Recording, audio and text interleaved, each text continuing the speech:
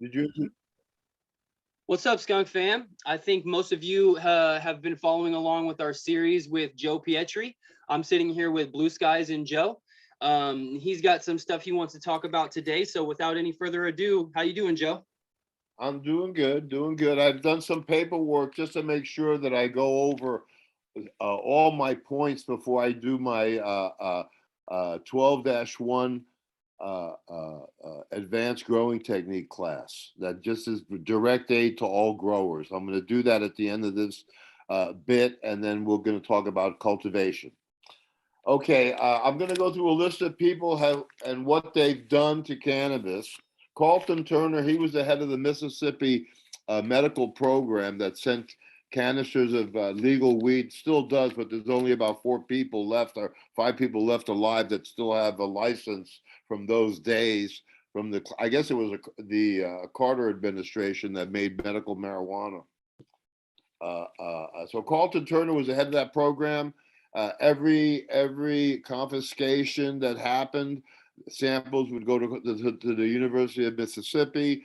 The University of Mississippi probably has the biggest catalog of seeds in the world that they've been collecting all through the prohibitionary times, from the Colombians at ties, the Jamaicans, all the weeds that they were seizing at the time, because there was no indigenous grow scene in America at the time, except the stuff that was coming from Mexico. Mexicans have always grown great weed. Well, anyway, Carlton Turner went on to become the Robert Connolly Clark studied under Carlton Turner. So did the Skunk Man. In fact, Robert Connolly Clark thanked Carlton Turner for his help in his book writing, his book that he wrote, Hashish. And so they have that connection going back to like the Carter administration.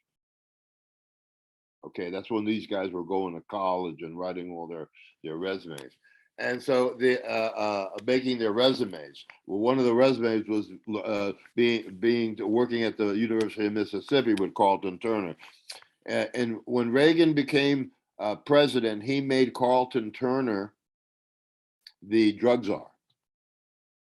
And one of the first things that Carlton Turner did was paraquat the fields in Georgia and the fields in Mexico. The next thing that this idiot did is come out with a kit where you could test your pot to see if it had been sprayed with paraquat. By the way, nowadays, first of all, they sprayed people in Vietnam with paraquat because that was a defoliant for the jungle, right? Nowadays, and it took years, decades before the VA would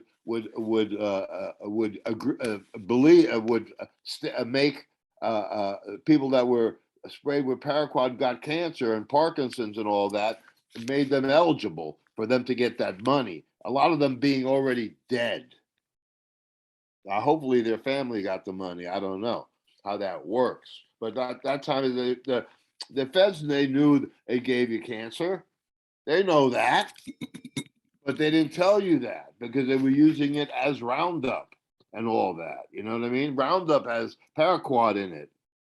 So he comes out with it and he advertised it in High Times. Okay? He advertised it in High Times. This guy is the professor who taught these guys at the University of Mississippi, and basically, laid out the groundwork for them taking over the cannabis genome and putting in a marker, a genetic marker inside weed, so that they could, and then go around the world and infiltrate and mix their genetically marked weed with the indigenous weed, so that one day they can come back and declare that the medical, that they control and they own the medical efficacy. That's why you see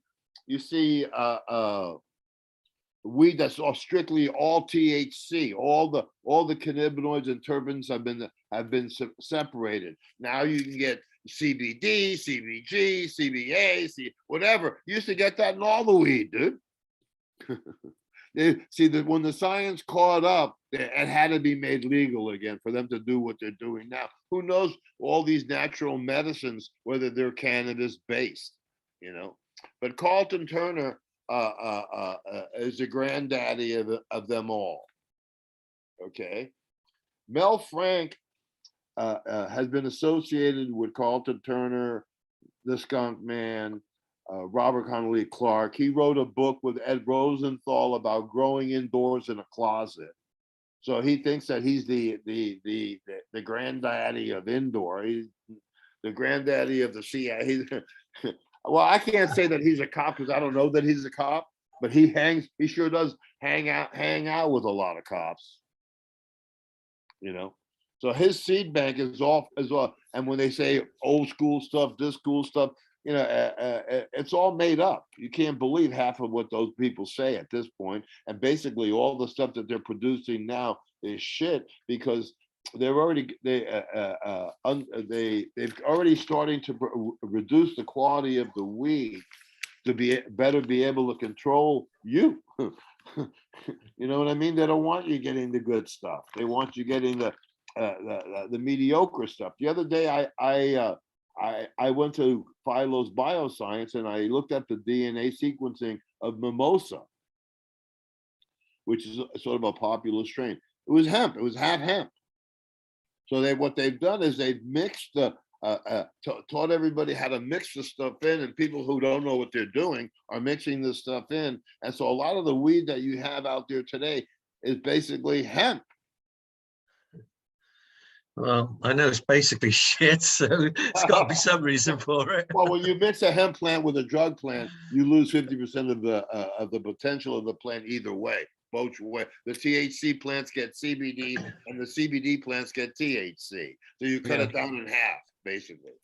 Yeah. So anyway, Mel Frank is a publisher, and he publishes a lot of books for a lot of people. He probably publishes Cervantes' books. He publishes a lot of people's books. He basically is one of the people that help control the cannabis media and cannabis information. Well, I see he's teamed up with a guy called Mass Medical Strains. Are you aware of this character? Yeah, that's all. If, you know, you're going to make yourself crazy if you. Mass Medical is one of the biggest frauds in the modern industry. He's like, oh man, he's unbelievable. He's I don't pay attention to any of that because I do my own medical research. Oh, so this kid don't do no medical. He's a fraud from the start. He doesn't know anything.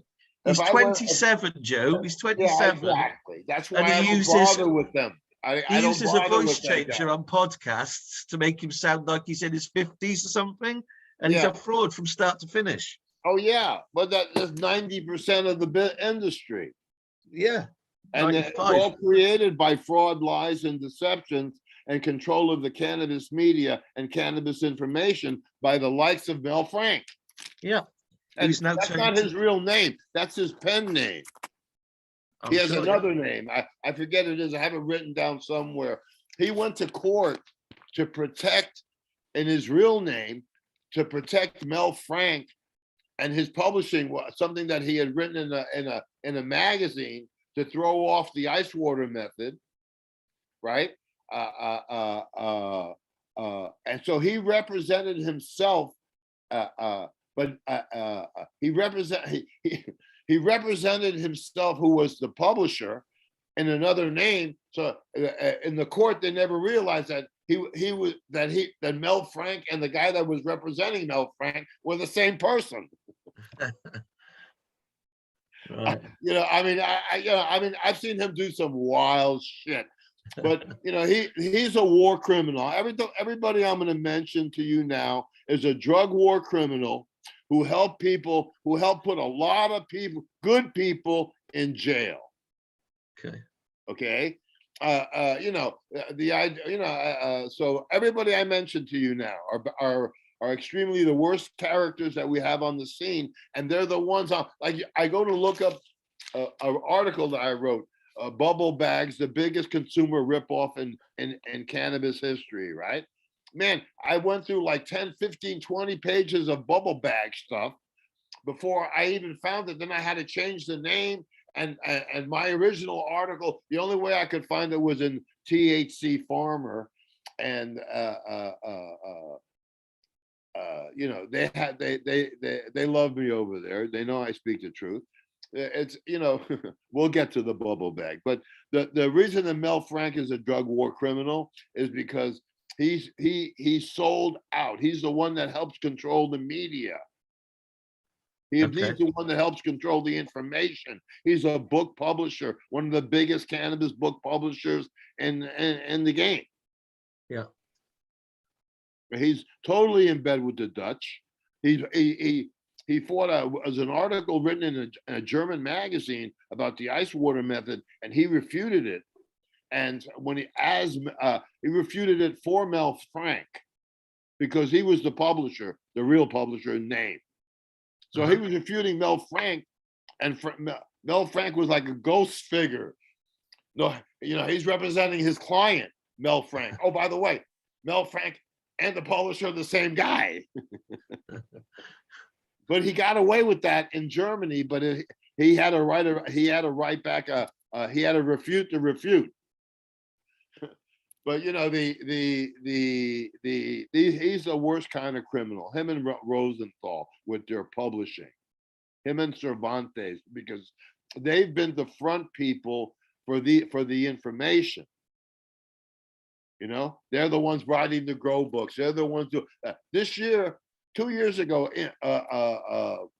Rosenthal went to India and had his first bong lassi. You know, just so that he could say he'd been to India and had a bong lassi. Dude, I mean, it's just like ridiculous. It's like so ridiculous. You know, somebody wrote Ed Rosenthal a letter. It says, if you want to put iron in your cannabis, the easiest thing to do is just take a rusty nail and stick it through your stem. And he actually wrote that when somebody was goofing on him. You know what I mean? So these guys are the main criminals because they're the ones that are putting out the information and writing about how great they are. You know what I mean?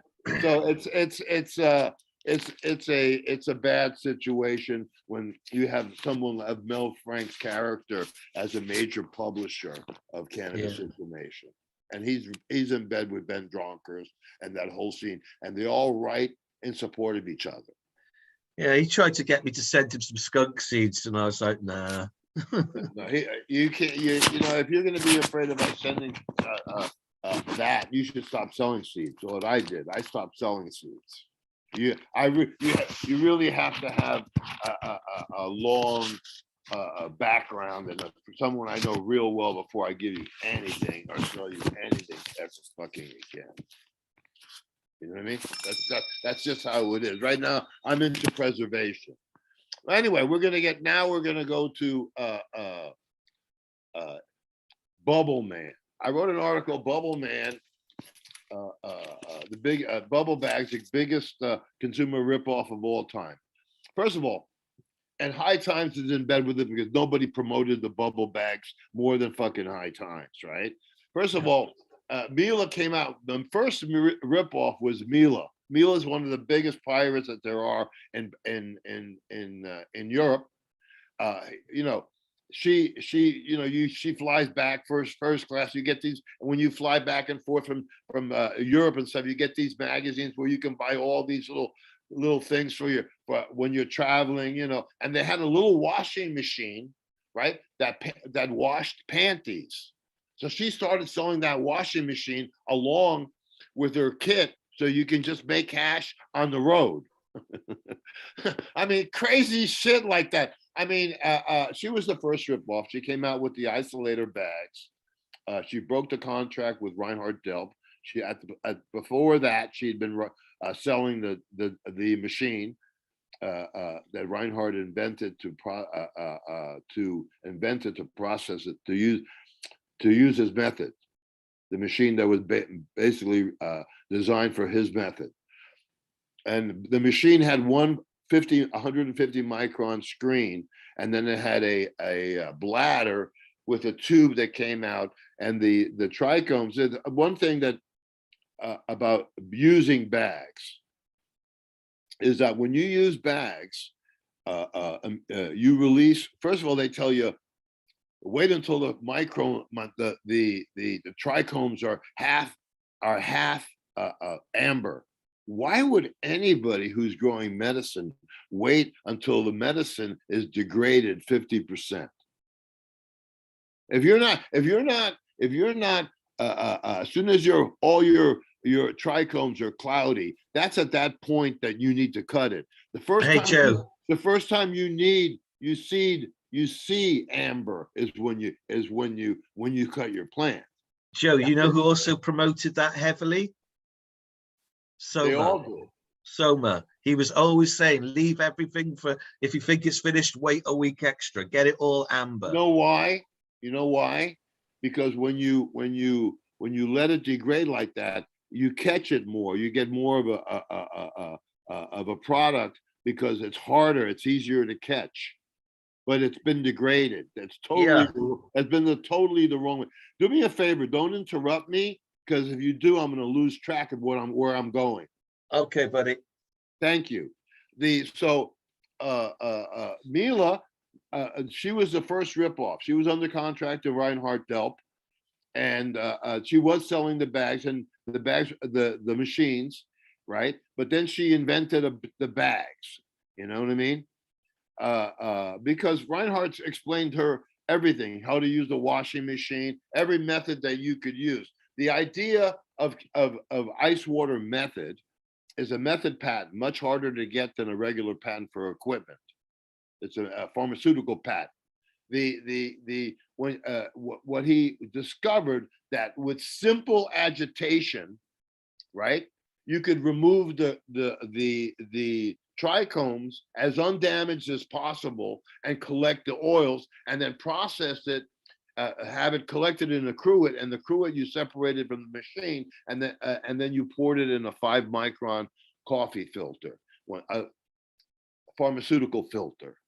5-micron. And then the first thing you'll notice is on top of the water, there's oil. There's the oil, right? And I have pictures of it. You'll see it. The oil floats on top of the water. The oil floats on top of the water when you put it in the cruet. And then you see the oil go back completely into the hash. So you lose nothing. But when you use a 25-micron bag, you get an instant result, but it's less 20-30% of the oils that you've released in the system. The high time will go, oh, wait until use the 73-micron bag, and then you'll catch all the heads. And when you catch all the heads with the 50-micron bag, it may look impressive, but they're empty heads. Yeah, they melt right away, but that's it. All the stuff was released in the method.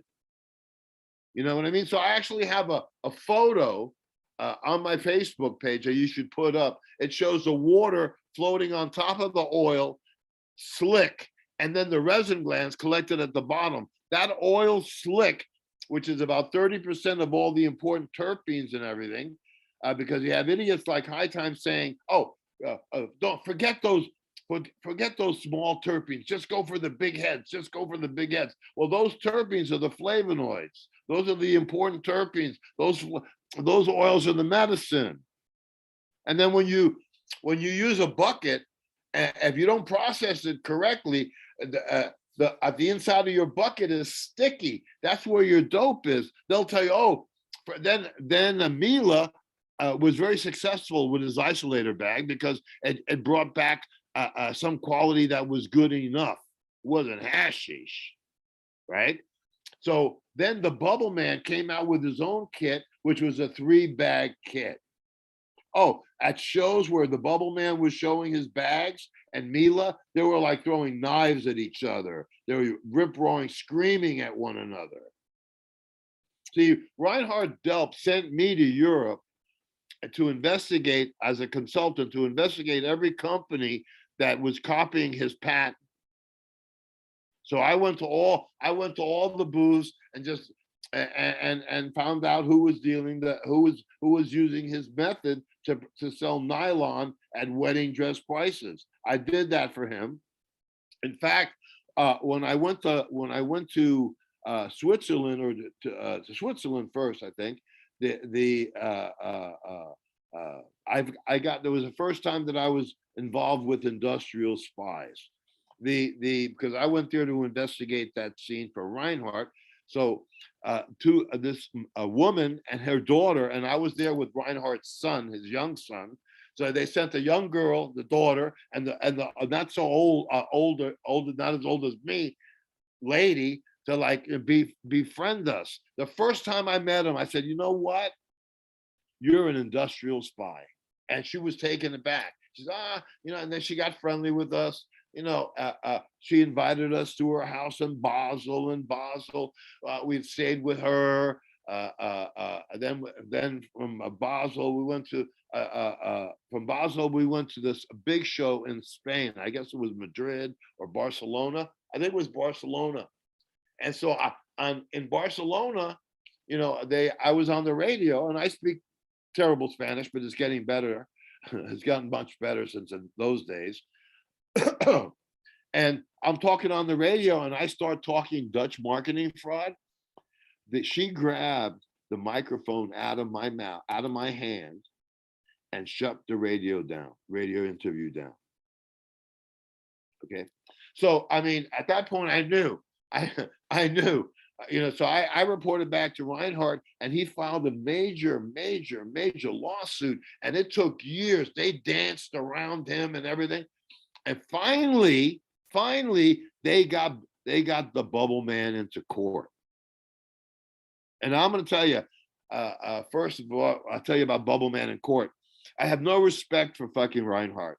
He always lied to me. He wouldn't tell me 100%. If he would have told me 100%, and listen, and if I would have known, I would have stopped him from doing some stupid shit that he did. And here's one of them. He got the Bubble Man in court, and he let him off the hook. The Bubble Man agreed to pay him like $100,000 or some way, but he said, he had told me at the time, he didn't tell me. Man, I would have taken that guy to the cleaners. I would have fucking sued him for his fucking underwear with the ripoff that he did, and still doing it today to young people like you guys who don't know squat about cannabis, right?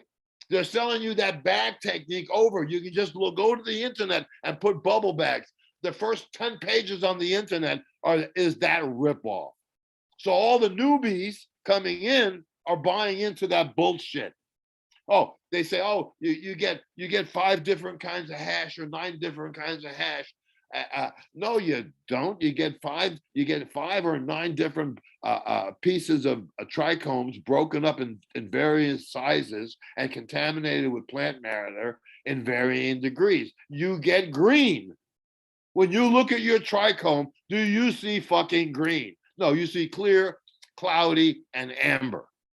So to promote their bullshit bags so that you got a bigger amount of garbage, basically, they promoted this thing that, oh, you got to go for the big heads and the 73 micron bag. Oh, you know what I mean?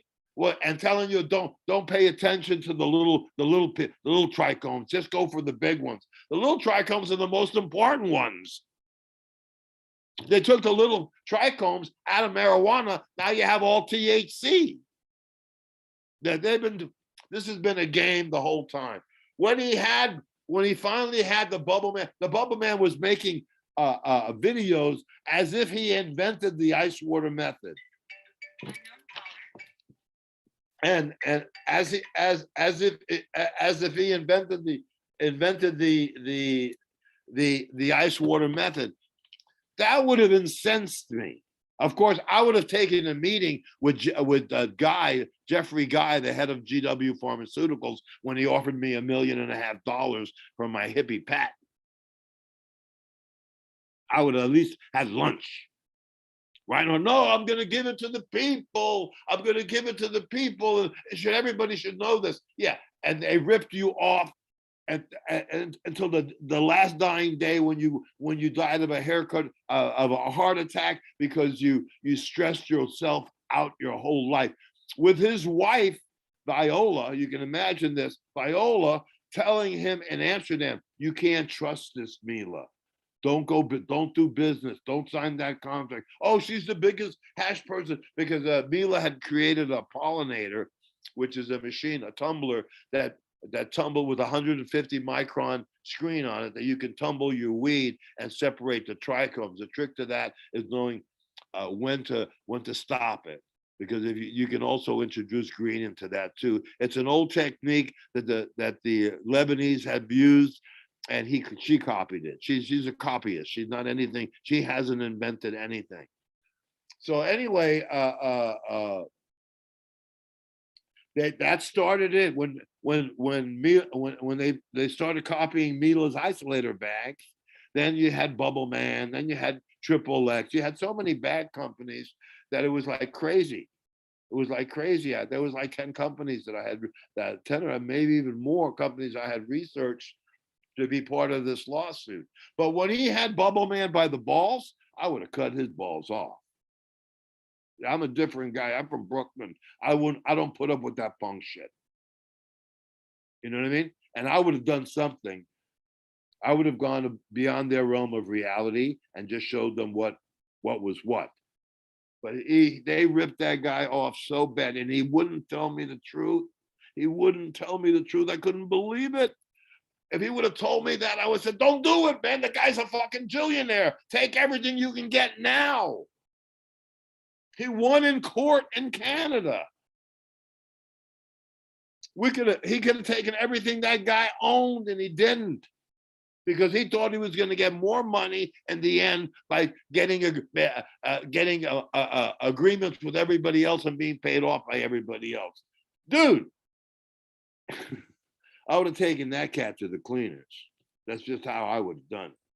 And in the end, I was right, he was wrong, and I couldn't trust him because he wouldn't tell me the shit he was doing that was so stupid that I even now to this day, I have nothing good to say. I have some good things to say about Reinhardt, and I have some other things to say about him that he had no vision.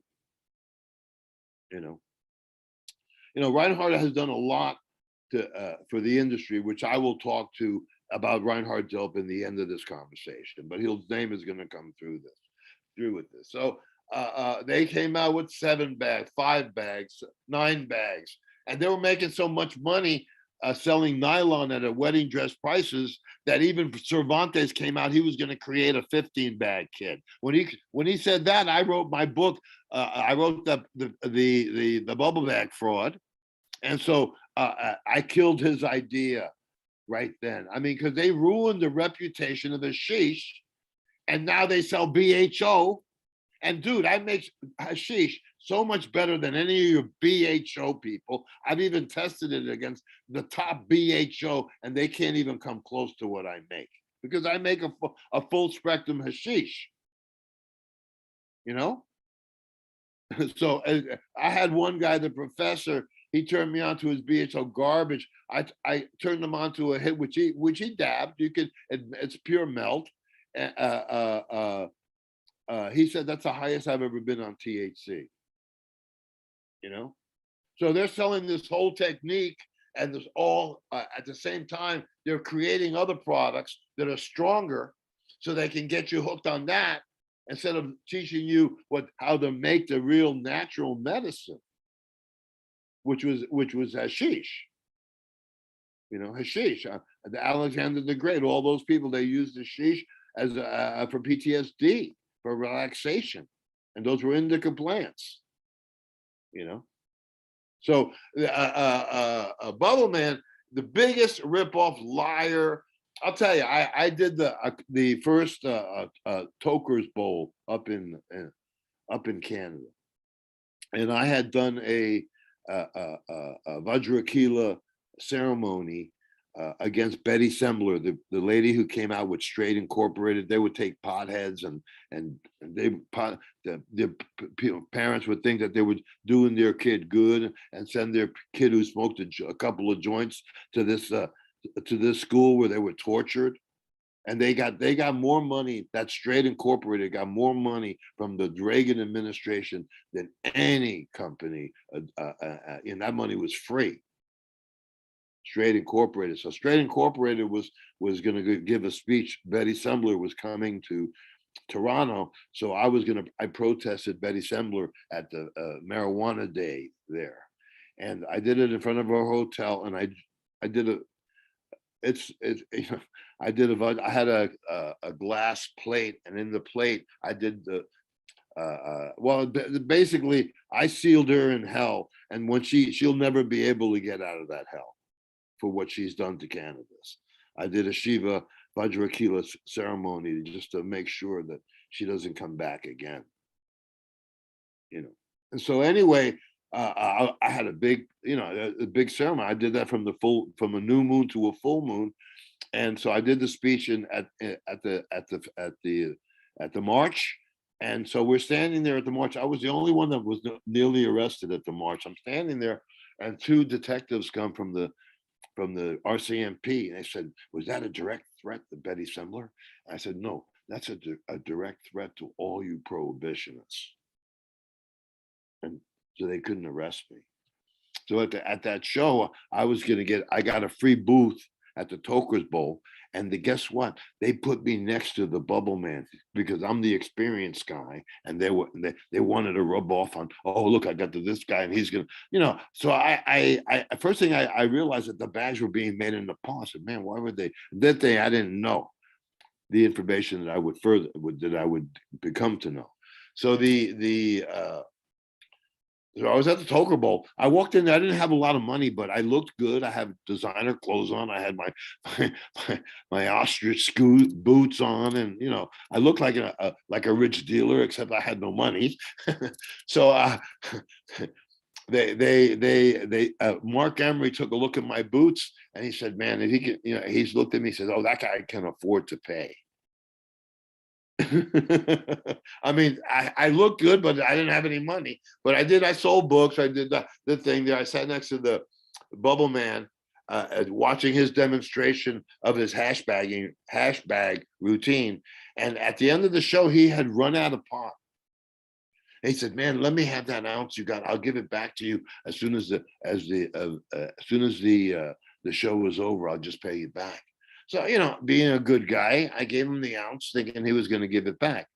And then the show ended. And I said, "Hey man, how about my ounce?" He said, "Why should I give you an ounce, man? Haven't I given you enough at this show?" That was my introduction to the Bubble Man. Total prick. He was a real scumbag. A real scum. He made some hash. It was just out of regs. It was just so bad that I couldn't even fucking believe it. So to be after this guy, I had already experienced that guy. Well, I'll tell you a little anecdote. When I came back from that trip from Canada, I went through some place in Montana, going back down to Denver. I was living in Colorado at the time, and they stopped me at U.S. Customs because I had a pack of papers. I didn't have any weed, but I had a pack of papers. So they ripped me apart. They saw all my Afghani hats, all my books, everything. And while I was sitting there watching them rip me apart and that kind of stuff, I saw two trucks that with those tool compartments in the back, right through. They went through the customs so quick. I'm sitting there, I'm watching customs pull past 300 pounds or 200 pounds in those trucks. So while they were taking their attention to me and writing a report on we stopped this guy and they didn't bust me. They passed two loads right through customs, right through me. Both of the trucks were loaded. I mean, obviously, you know what I mean? That's how it was in those days. A lot of stuff coming down from Canada. So a Bubble Man has continued, even though we won him. Finally, we won in court because we have a patent. How can he have videos on YouTube saying teaching you how to use those bags, right? So that bag fraud continues to go on. This guy the ancient tradition of making hash, dude. Frenchy cannoli, I know he's dead, but the a good thing, the thing that he's teaching people how to make hash, but he had this expensive, elaborate ice machine that will refrigerate the material, and it turned the material around, and then when it went out a spigot where the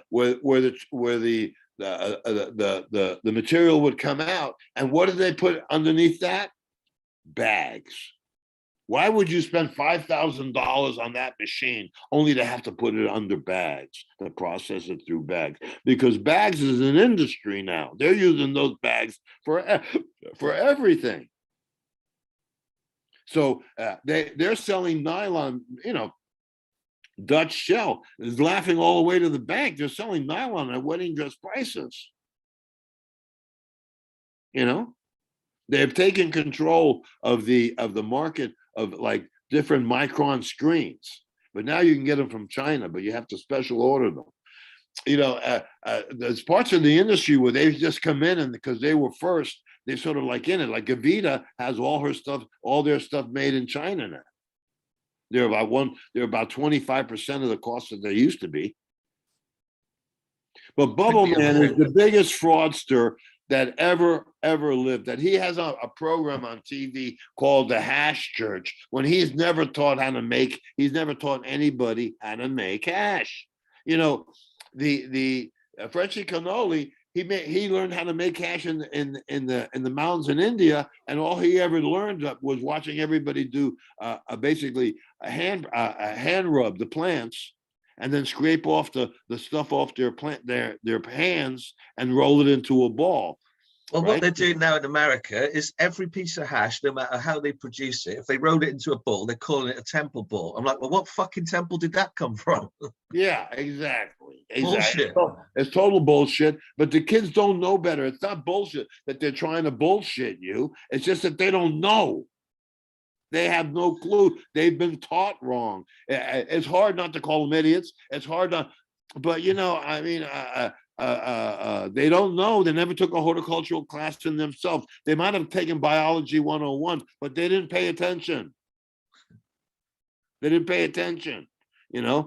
So the Bubble Man is the chief fraudster. He's been making money off of those bags now 20 years. He has Dave Watson on his show, yeah? Who? He has Dave Watson on his show as a guest regularly, but he never shows his face. He's always in the camera. He's always got a little puppet of a monkey or something. Yeah, that's him at the same time creating mystery about himself, but at the same time protecting himself because he doesn't want anyone to know what he really looks like. Yeah. Because you're in Asia, in Europe, your life is worthless. I mean, it's just your life is worth a certain amount of money. I mean, just how that I thought it interesting that of all, Bubble Man and Dave Watson, Sam Skunk Man are in league together today, Oh yeah. And he's gone. Well, it's the same thing with people used to go to a Skunk Man to get sort of like qualified, that you're one of his group. I mean, it was prestigious to be studying with Skunk Man and working for him for free at Hortiform. That was it. And the Skunk Man and him. I mean, and then the next thing that the Skunk Man tried to do is try to take credit for bags that he showed Mila how to do it, or this or that. And whenever anybody does anything new, he'll say, "Oh no, I wrote about that, and I did that first." That's how he is. See, he wants to be known. He wants to be known as the fucking Shiva. He ain't Shiva, dude. He ain't fucking Shiva. He's a fucking narc, man. Now you got to remember, they're admitted that they were narcs in Grow magazine. They said, let's get behind this, but yes, scientists worked along with law enforcement. Right, you were DEA scientists, and he's heavily involved in Canada. He's doing something with a Canadian company, Watson. He was, he's on their board or something. I told you he was on the board of Phylos Bioscience. So I mean, he gets around. He was. I have one guy I'm going to talk to in a minute about Don Land. Don Land had some visitors come to Bangkok with his new THC foundation, and who was sitting there in that group was Watson and Clark. Well, I mean, Clark wrote writes in the World Drug Report, the UN World Drug Report. How do you do that and not be police? 100%. You know what I mean? And so this whole scene, and so these guys have gotten power and they're cool. They think, oh man, I got Watson there. He used to be, well, maybe he's a retired this or whatever, but that's some power because they even call him as a top breeder.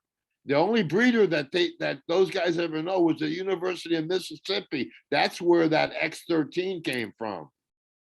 That's where that shit came from. That's where all of fucking Watson stuff came from. That's where when he came to Amsterdam with seeds, that's where those seeds came from that stock. Yeah. And you could tell right away because he selfed them. Why would you self them? I mean, if you have land-raised seeds, a collection, you just replicate them, right? But he selfed them. See, he's been feminizing seeds from day one, and you only learned that at the University of Mississippi, and so those things, the whole story of, I got arrested, and when I got out on bail, I had thrown the seeds in a garbage bin, and I retrieved them, and then I made my way to Amsterdam. I mean, that's all fantasy. Yeah, these guys were invented. Everybody who was busted, every major load coming into America, right? They got samples and they sent them to the University of Mississippi, and Mississippi replicated them and analyzed them and found out what the efficacy was of the different plants, because they were the only place in the world they had full control. They were the cops, when they busted them, samples would go immediately to them. They have everything there. And that's where Watson learned, and that's where they first learned about separating the the trichomes and the cannabinoids, separating the cannabinoids. That's where they learned how to do that. That's where I mean, if you go past 1940 and you see how big the cannabis industry, natural business industry was. I mean, you just got to take a look at the factory that Parker Davis Pfizer had in Detroit. It was on the Detroit River with vats as big as a brewery. It was brewery tanks. I mean, it was huge. It was huge industry, and there was like 20 companies that were in cannabis-based medicine. Those companies, Pfizer, Lilly, they all made their money on cannabis-based medicines. Now they're selling you chemical concocted copies. They made Mother Nature illegal. Now they sell you chemical concocted copies. But Bubble Man is total scum. I mean, he's just exploited. He's exploited everybody because of what they know. People think they're making hash using those bags. They're not. They're not. And so he's gotten away with it, but hasn't done the damage that Skunk Man has done. Well, I've heard the little asshole talk some shit about me on some episodes. I didn't listen to it all, but somebody said, didn't you hear? I'm a CIA agent and a DEA agent, and I'm a snitch. Yeah, I snitched them. I exposed you, bitch. I exposed you, little fucking bitch. Munchkin. Yeah. Okay, then now we're going to go to Ethan Russo. Okay. Ethan Russo is part of that clique. He's a professor at the University of Missouri, Missoula in Montana. So he's been in that clique. He's the one that got the samples from the early weed discoveries in China, right? When they found these shamans' tombs, and they had pots of weed there so that they can smoke in their afterlife. and all that shit. They analyzed those seeds. Those seeds, you know who got those seeds? The skunk man has those seeds. The Russia had a hemp museum, and they had, because hemp was a huge industry in the 19th century into the beginning of the 20th century. It was a huge industry, and they also grew hemp for food.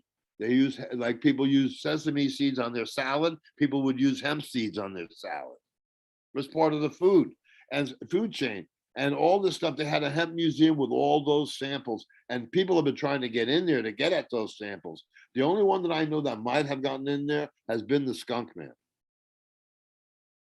Well, I've heard he's got seeds from every find that they make anywhere, including like Egyptian mummies and things like this. Oh yeah, that's where he gets those, and he gets those through Ethan Russo, because Ethan Russo has the credentials to be able to go to China and do that kind of stuff. Yeah. Ethan Russo is a total scumbag. He's selling hemp strain trichomes, terpenes, right? Like, he'll have a terpene, and he'll say this is from Durban poison hemp plant. Take the people here on this end will take that terpene, that terpene, and put it into THCV oil and sell it to you as Durban poison. It's just ridiculous. I mean, so he's selling these terpenes. Oh, this is a blueberry, because you can't have hemp and you can't have marijuana in Montana. So has done a big study on hemp, and some of the hemps do have the same flavonoids. So he gets those flavonoids from the hemp plants. Because he's, has a laboratory and everything. He finds out where those terpenes are, and he takes them from the hemp plant, puts them and gives them to you as blueberry terpenes or Dutch Durban poison terpenes. So I had one guy here, an Indian guy, and another thing is, here in the petroleum industry, they're not pumping as much gas as they were, and there are a lot of jobs that were made available for people who went and worked for petroleum in the petroleum industry. When they came out, they were scientists. When they came out, instead of working with petroleum, they started working with cannabis. So you'll find them in Oklahoma, these guys that were in the petroleum industry. Now they're in the cannabis oil and their processing industry. They never get high. They don't get high. Don't taste shit. So when they listen to Russo, well, I'll just make some THC oil, make it good and strong, and I'll just put some Durban poison terpenes in there and call it Durban poison. That's what's happening, and Russo is totally behind that. So they've figured out every way, every fucking angle, the way to make a penny off a pot. By the way, people are saying, well, I'll get to that later. But Russo is a major devil, because he's really, I mean, how the fuck does David Watson have the pull where he can get samples of the seeds that they got in China that were buried there 5,000 years ago? Yeah. Well, you don't think he's a police? Police and worse, probably. Oh yeah, when you think about Watson and Clark and the information they gathered for the law enforcement, they've put tens of thousands of people that went in jail because of that shit. And they have all the drug samples, so they can come into court as they have witnesses that come into court. What do they call them? Paid witnesses, and they I mean, you can just imagine the kind of trickery is going down. Definitely. Because people don't have any information, and the information is being controlled by the lack of Ed Rosenthal, who has the publishing company, Bronk Dronkers, who has publishing companies in Europe, Mel Frank, because he has no publishing companies, another one in California. These are the ones, these are the players, and they can say, well, we have Ethan Russo, the PhD professor from the University of Missoula, and all this kind of stuff. They have all the credentials, but they're not one of us. No. You know what I mean? They're not one of us. You know what I mean? And basically, they've been planning that since before the 40s, when cannabis became legal. They didn't have a patent anymore. Then they made it illegal. That's why you see. That's how you see why you see it was illegal. Now you're realizing it. Could be how quickly it didn't last very long, did it? No. Well, anyway, Don Land is my next little subject right here. Don Land is a guy who's THC Foundation in Bangkok. He's married to a Thai princess or the servant of a Thai, whatever. But he has royal connections. He read my book, The 15-Ounce Pound, and when he read my book, he used that as material to help pass the medical marijuana law in Thailand. So now everybody can grow in Thailand, right? So he promised me a honorary degree, be on his board, all this other stuff, and he never followed through. He never followed through. In fact, one time I saw a picture of him. He had a group of people meeting him in Thailand from other companies, and who was in that picture? David Watson and Robert Connolly Clark, because they were interested. What's he doing in Thailand? Their major interest is cannabis, where it's going, what it's doing, who's doing what, what's doing who. You know what I mean? That's how they play the game. So Don proved to be very, very unreliable as far as keeping his word. And then now he's using my books, my information, and selling it and promoting it and talking about it as if it was him. You know, as if it was him. You know, and then he states, I was the one that did the Thai pot scene and on the Thai scene. Dude, that was all my boys, dude. The Thai scene was over quick because it was a very tight-knit scene. And when Brian Daniels went down with 72 tons on the Oregon Beaver, he did 30 years. And he just got out of jail recently. And I expected, they wrote one book about him, about the biggest marijuana syndicate of all time. And they got a book and he's all over it. He was the one that brought Mexican and all kinds of seeds that were collected in California and brought them to Laos. When Thailand became illegal in 1980, they started taking people's land away and shit. It all went over to Laos, and he reseeded everybody. When you go to Laos, in the market, you'll see California green, red pot, gold pot. You know what I mean?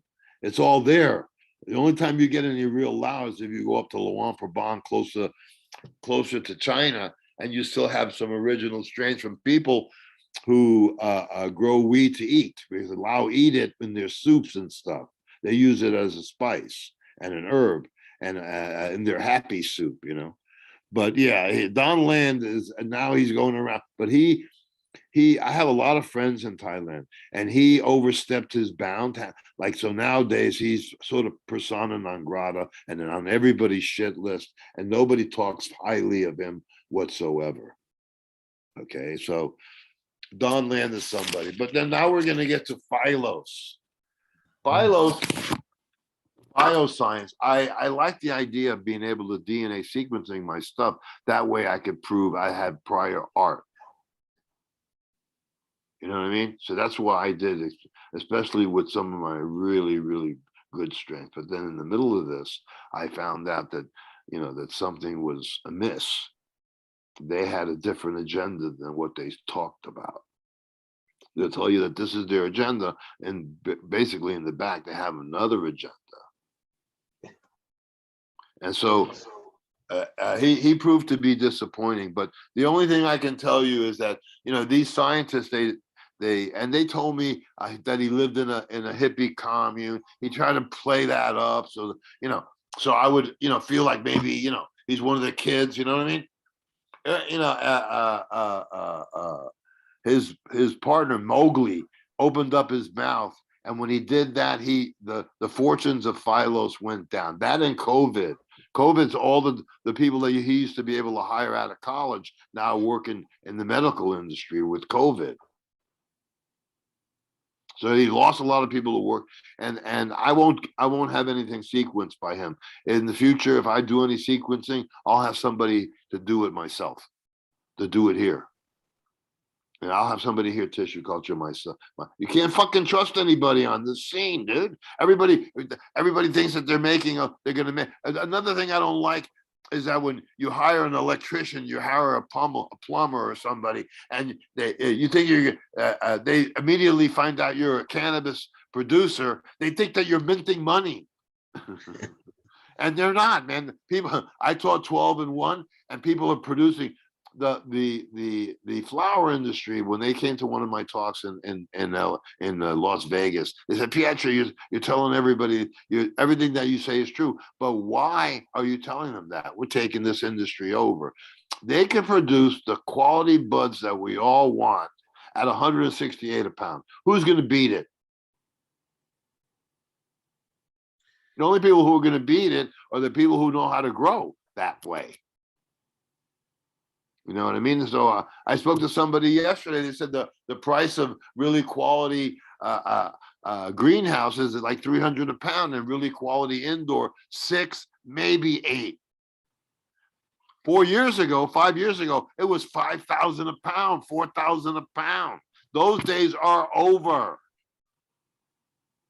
So people who think they want to get in the cannabis industry, get ready for one thing: losing money.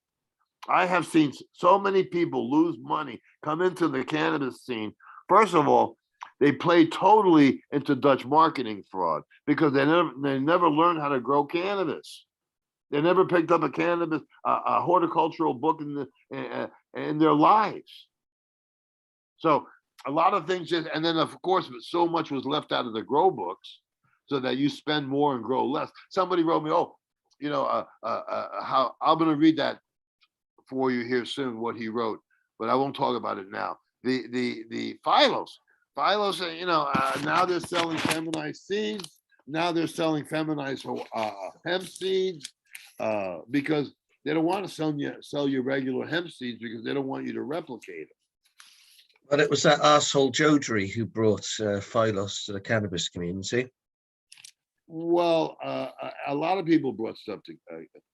All you need is but he was very central in promoting them and getting people to submit genetics to them for sequencing. I never heard of Kevin. I've heard of him before because he's always trying to get onto my website.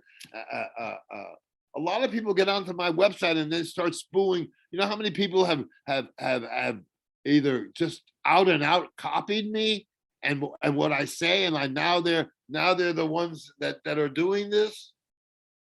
I had one guy write a book, The Garden of Peace, Dan Bowen, and he wrote my technique. And I said, well, 1 minute here. I said, you're gonna write my technique. I'm gonna have to write the entry to that book.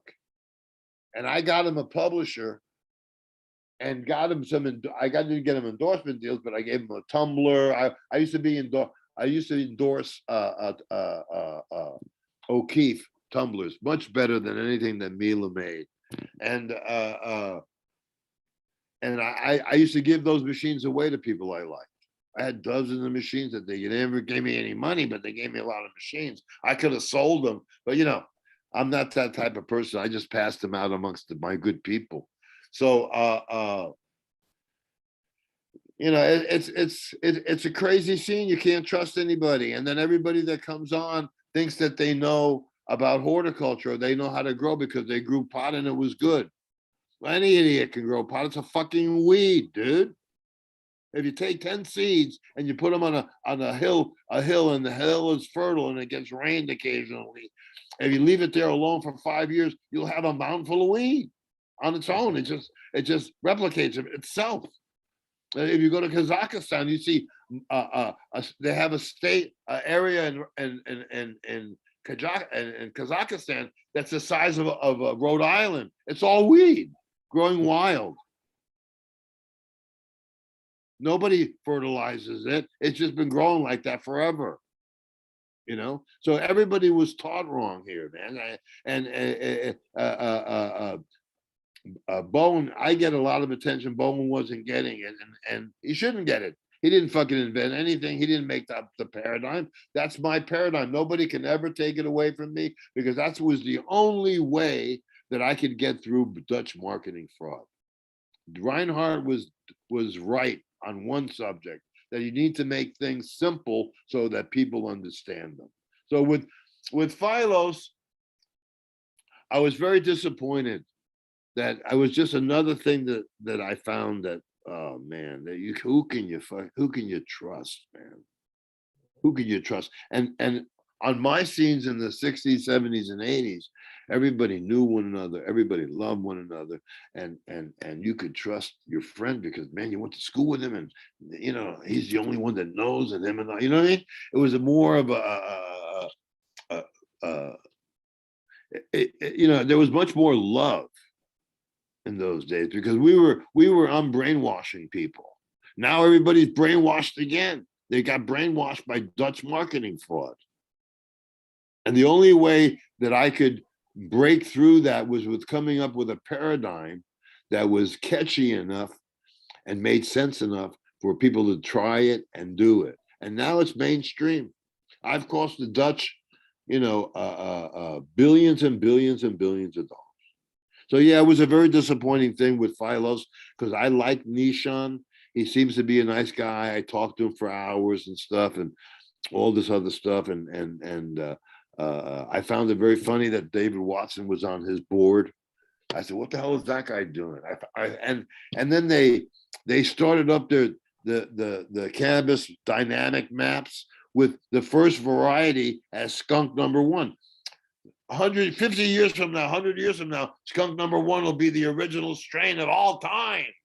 And everyone will have forgotten Acapulco Gold, Michoacan, a Punta Roja, Durban Poison. All that'll be a mute point, because they'll have corrupted everything. That's their plan. But people like you and people like me are bringing back the old school methods and teaching people really how to grow. So with that was a disappointing thing, that I couldn't even trust Nishan. And I know these people by first name basis, So now I'm going to do my 12-in-1 class, and this is a direct aid to all growers.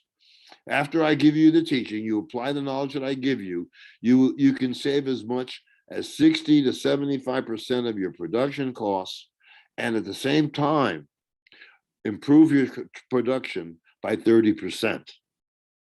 Okay? And here I'm going to read you something that somebody wrote. I have an army. It's called Joe Pietri's 12-1 Army. And we've been teaching this now more than a decade. He says, I ran 12-12 and 6-18 together. They ran it side by side. 12-12 average grams was 450 to 500 grams a plant. 6-18, less light. 6 hours on, 18 off. He got 550 grams to 600 grams. Okay. Same nutrients, same genetics, same medium, same lights, with better shaped plants. When I put clones out, they don't flip on re-veg or re-veg like on 18-6. So people were told to take clones and then put them on 18-6, and they immediately flowered. You know what I mean? And they acted. Well, it says right here. They re-veg like on 18-6. They flipped. So if that don't tell you something, I don't know what will.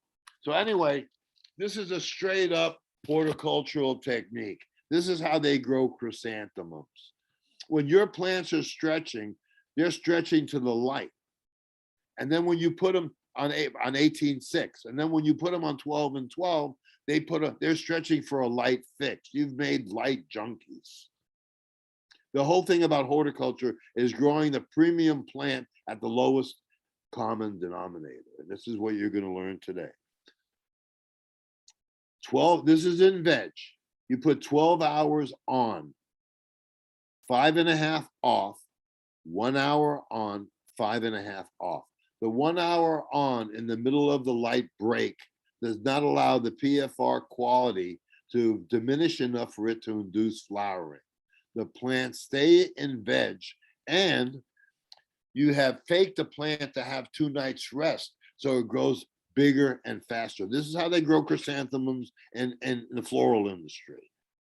And so you get a bigger plant faster, which would took you 4 weeks in veg before now takes you 2 weeks, 6 weeks. And your room is not as hot.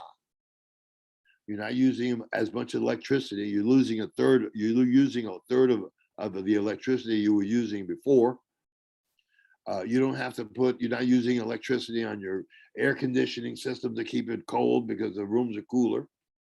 You're doing less work because the rooms are cooler and the lights aren't just evaporating the water and nutrients that you're putting into the soil. So you're using less and you're working less. Now, when I did the 12-in-1 and realized, wow, this really works, then I said, well, how far can I do it? And that's the difference. People talk a game, but they never do it. This I've done myself, and I wrote an article behind it, which is less light, more weight. And they were threatened that they would be all Dutch fraud, all Dutch marketing will be cut. Advertisement will be cut from their magazine, which was about 60% of their revenue. So this one technique cost the light industry billions and billions of dollars. So I did it. I did half hour on, half hour off, half hour on, half hour off over 6 hours. And then I did 5.5 off, 1 hour on, 5.5 off. At this point, I've cut the plant, your light schedule down to 13 hours. Now I'm cutting it down to 7 hours. And guess what? The plant stayed in veg. I said, well, how far can I take it? So the next thing I did 15 hours on, 45 minutes off over the course of 12 hours. Then I did 5.5 off, 1 hour on, 5.5 off. Wow, the plant stayed in veg. And I said, well, how far can I do it? I put a strobe light, 15 watts in my grow room, in my veg room. The plant stayed in veg.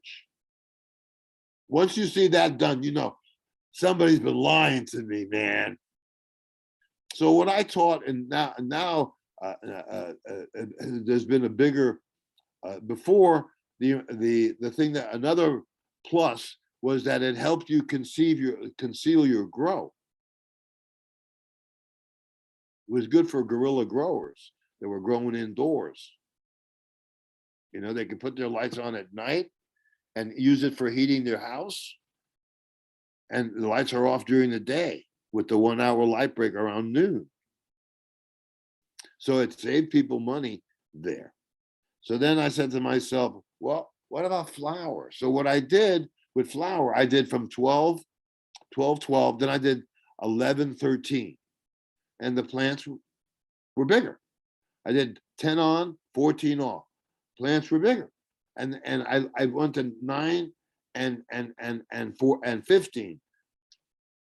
Then I went down to 8. And then I read an article about how much light a plant gets in Mother Nature. They never get more than 8 hours of light. They get like 7 and change direct sunlight all together in a sunset to sunrise, the sunrise to sunset sun. So I said, you know what? I'm going to put them on 8 hours. Right. And I put it on 8 hours. Man, the plants weren't locked at all. There was no photosynthesis protection. It didn't shut off the CO2 intake, nothing. And then I did it down to 7 on and the rest off. And then I did 6 on, 18 off. 6 on, 18 off is a schedule that I recommend because it uses the least amount of electricity. And just like this guy said here, he used 6 on, 18 off, and he got 550 to 600 grams. When you were doing 12 and 12, he was getting 450 and 600. Some plants work super well with only 6 hours of light, but never more than 8 hours, because the lights go into photosynthesis protection and shuts off the CO2 intake. Now you can tell as a farmer, you can tell that because your plant begins to droop. When your plants droop, it's time for you to shut your lights off. So now you've saved a third of your energy of your electric bill in grow, right? The first thing that you see in grow when you do 12 and 1 is that your plants are happier. 2, the next thing you see is that instead of growing up to the light, it's growing outward, so you have more bud sites and you have a bigger plant. That's the first thing. Then the second thing, third thing that you see is your electric bill has been reduced 40%. Your production costs have been reduced. You're not working as hard. With 8 on, 16 off, or 6 on, 18 off, and there might be some plants that do better under 7 hours, but never more than 8. 8 is the limit.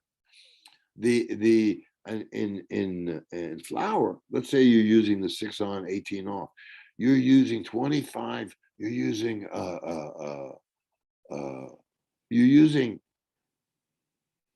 half of the electricity that you used before. You've cut your electric bill 50%.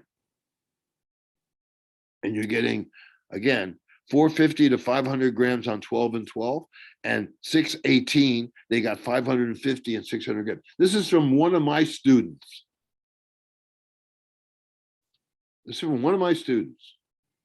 And once you go to my schedules, you'll never go back, because you'll be able to reduce your plant costs. I had one, again, I'll reiterate this story, is that I had one Pistol Point. They brought a big grow to Oregon indoors, and for the first 2 years or so, they did great because the price of weed was really high. Now that the price of weed has gone like the price of tomatoes, those guys are out of business. I could have kept them in business if they would have just learned my techniques. I have saved so many people for going out of business because they couldn't afford the fucking power bills and electric bills and all this other stuff that I can count. I mean, literally thousands of people. So the people that are putting out indoor for 600 and 800 a pound are using my techniques. They're in my army, So in veg, in flower, you're losing 50% just on your electricity, and so now you're not using as much nutrients. You're not working as hard because you're not watering it all the time. You know what I mean? You have less problems because you have less heat. The heat is what brings bugs. So you have less problems. A plant, you're growing plants that have never been stressed. When you're doing 18 and 6, you're stressing your plant out to the max. A plant grows in the sleep. Some people are putting them on 24 hours on the 1000s and then doing 12 and 12. Those people are not farmers. Those people have just been reading High Times too much. So now you're losing 50% of your electric costs in flower. You're getting more production. You're doing less work, right? And at that point, you're saving your production costs between 75 and 60% of your costs before, when you were on 12 and 12 and 18 and 6, and you got more pot. It increases your production 30%.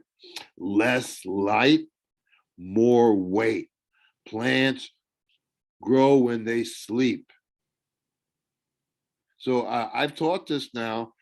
No, well, I'll tell you, I had one guy, he copied, he wrote a book about it. I got him a publisher. I did this, and he was trying to create his own thing. I'm very strict in my group.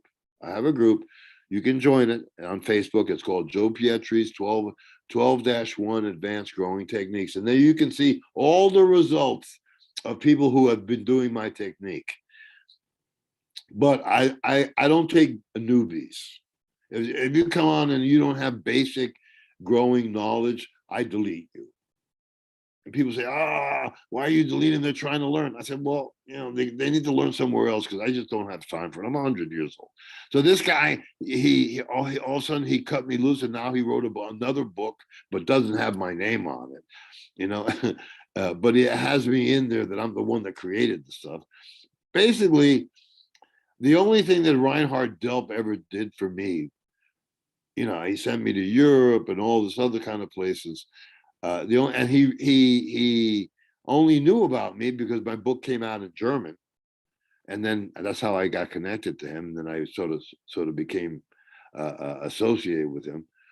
Was that he told me this, and I'm not trying to piss people off. I'm just tell you what this guy, who I basically think he's a genius, when he made the hash method, the hash water method, but business wise, no. He said to me, Americans, the photoperiodic control, which is basically what I just taught you. That's taught in biology 101. Most of you are college educated. You've probably taken biology 101 and you didn't pay attention. You should pay attention sometimes. That's a major aspect of being able to grow year round. The Dutch say, that's the old gas lantern routine, because in the 19th century, the Dutch discovered that if they put, and they discovered it because they were trying to keep their grow plants in the winter, so they would put these gas lanterns out there in their glass houses to keep them warm in the winter, to keep the temperature up. And then they realized that, the plants stayed in veg all the time that we had the gas lights in there. So they got to be able to grow bigger plants, right? That's not photoperiodism. Photoperiodism was discovered by two Americans, one of them being Alliard. I forget the other guy's name. And they discovered that plants have three different grow periods. One is your springtime flowers, your opium. Your springtime flowers. That's long day, short night. Cannabis, rice, tomatoes are long day, short night. They only flower in the winter when the light changes. When the light goes under 12 and 12, that's when those plants flip. Some genetics are bred because they flip sooner. You have some plants that finish in September. You have some plants that finish in October. You have some, and you have some plants that don't finish until January. They take 4 months to finish. But one thing you'll notice about 12 and 1 is that everything finishes faster, bigger, because they've been teaching you how to spend more, grow less. They're not teaching you all the shortcuts, all the way of growing the great weed. They want you to spend money on electricity, your bulb blow out, spend money on nutrients because your room is too hot. Oh, you got mites because your room is too hot. Oh, here's some bug spray. Oh, that's the whole aspect of Dutch marketing fraud. They didn't teach you how to grow. You go to a farmer who knows how to grow and you tell him how you grow, he'll laugh at you. So I was at that in Las Vegas giving this teaching, and a decade ago, and the scientists were there. They immediately said, "Why do you even bother teaching that to these kids?" But I taught it because I want everybody to be able to grow their medicine as inexpensively as possible on their own, without having to deal with pharmaceutical companies or going to dispensaries with that whole thing. So the 12 and 1 technique is the most important growing technique that you'll ever learn. You need to apply it right away. Don't be afraid of it. I'm going to tell you right now, stop using feminized seeds. Stop using auto-flowering seeds. They're garbage. At any point in your grow, they can hermy on you, and instead of growing a plant, a garden full of buds, you have a garden full of seeds.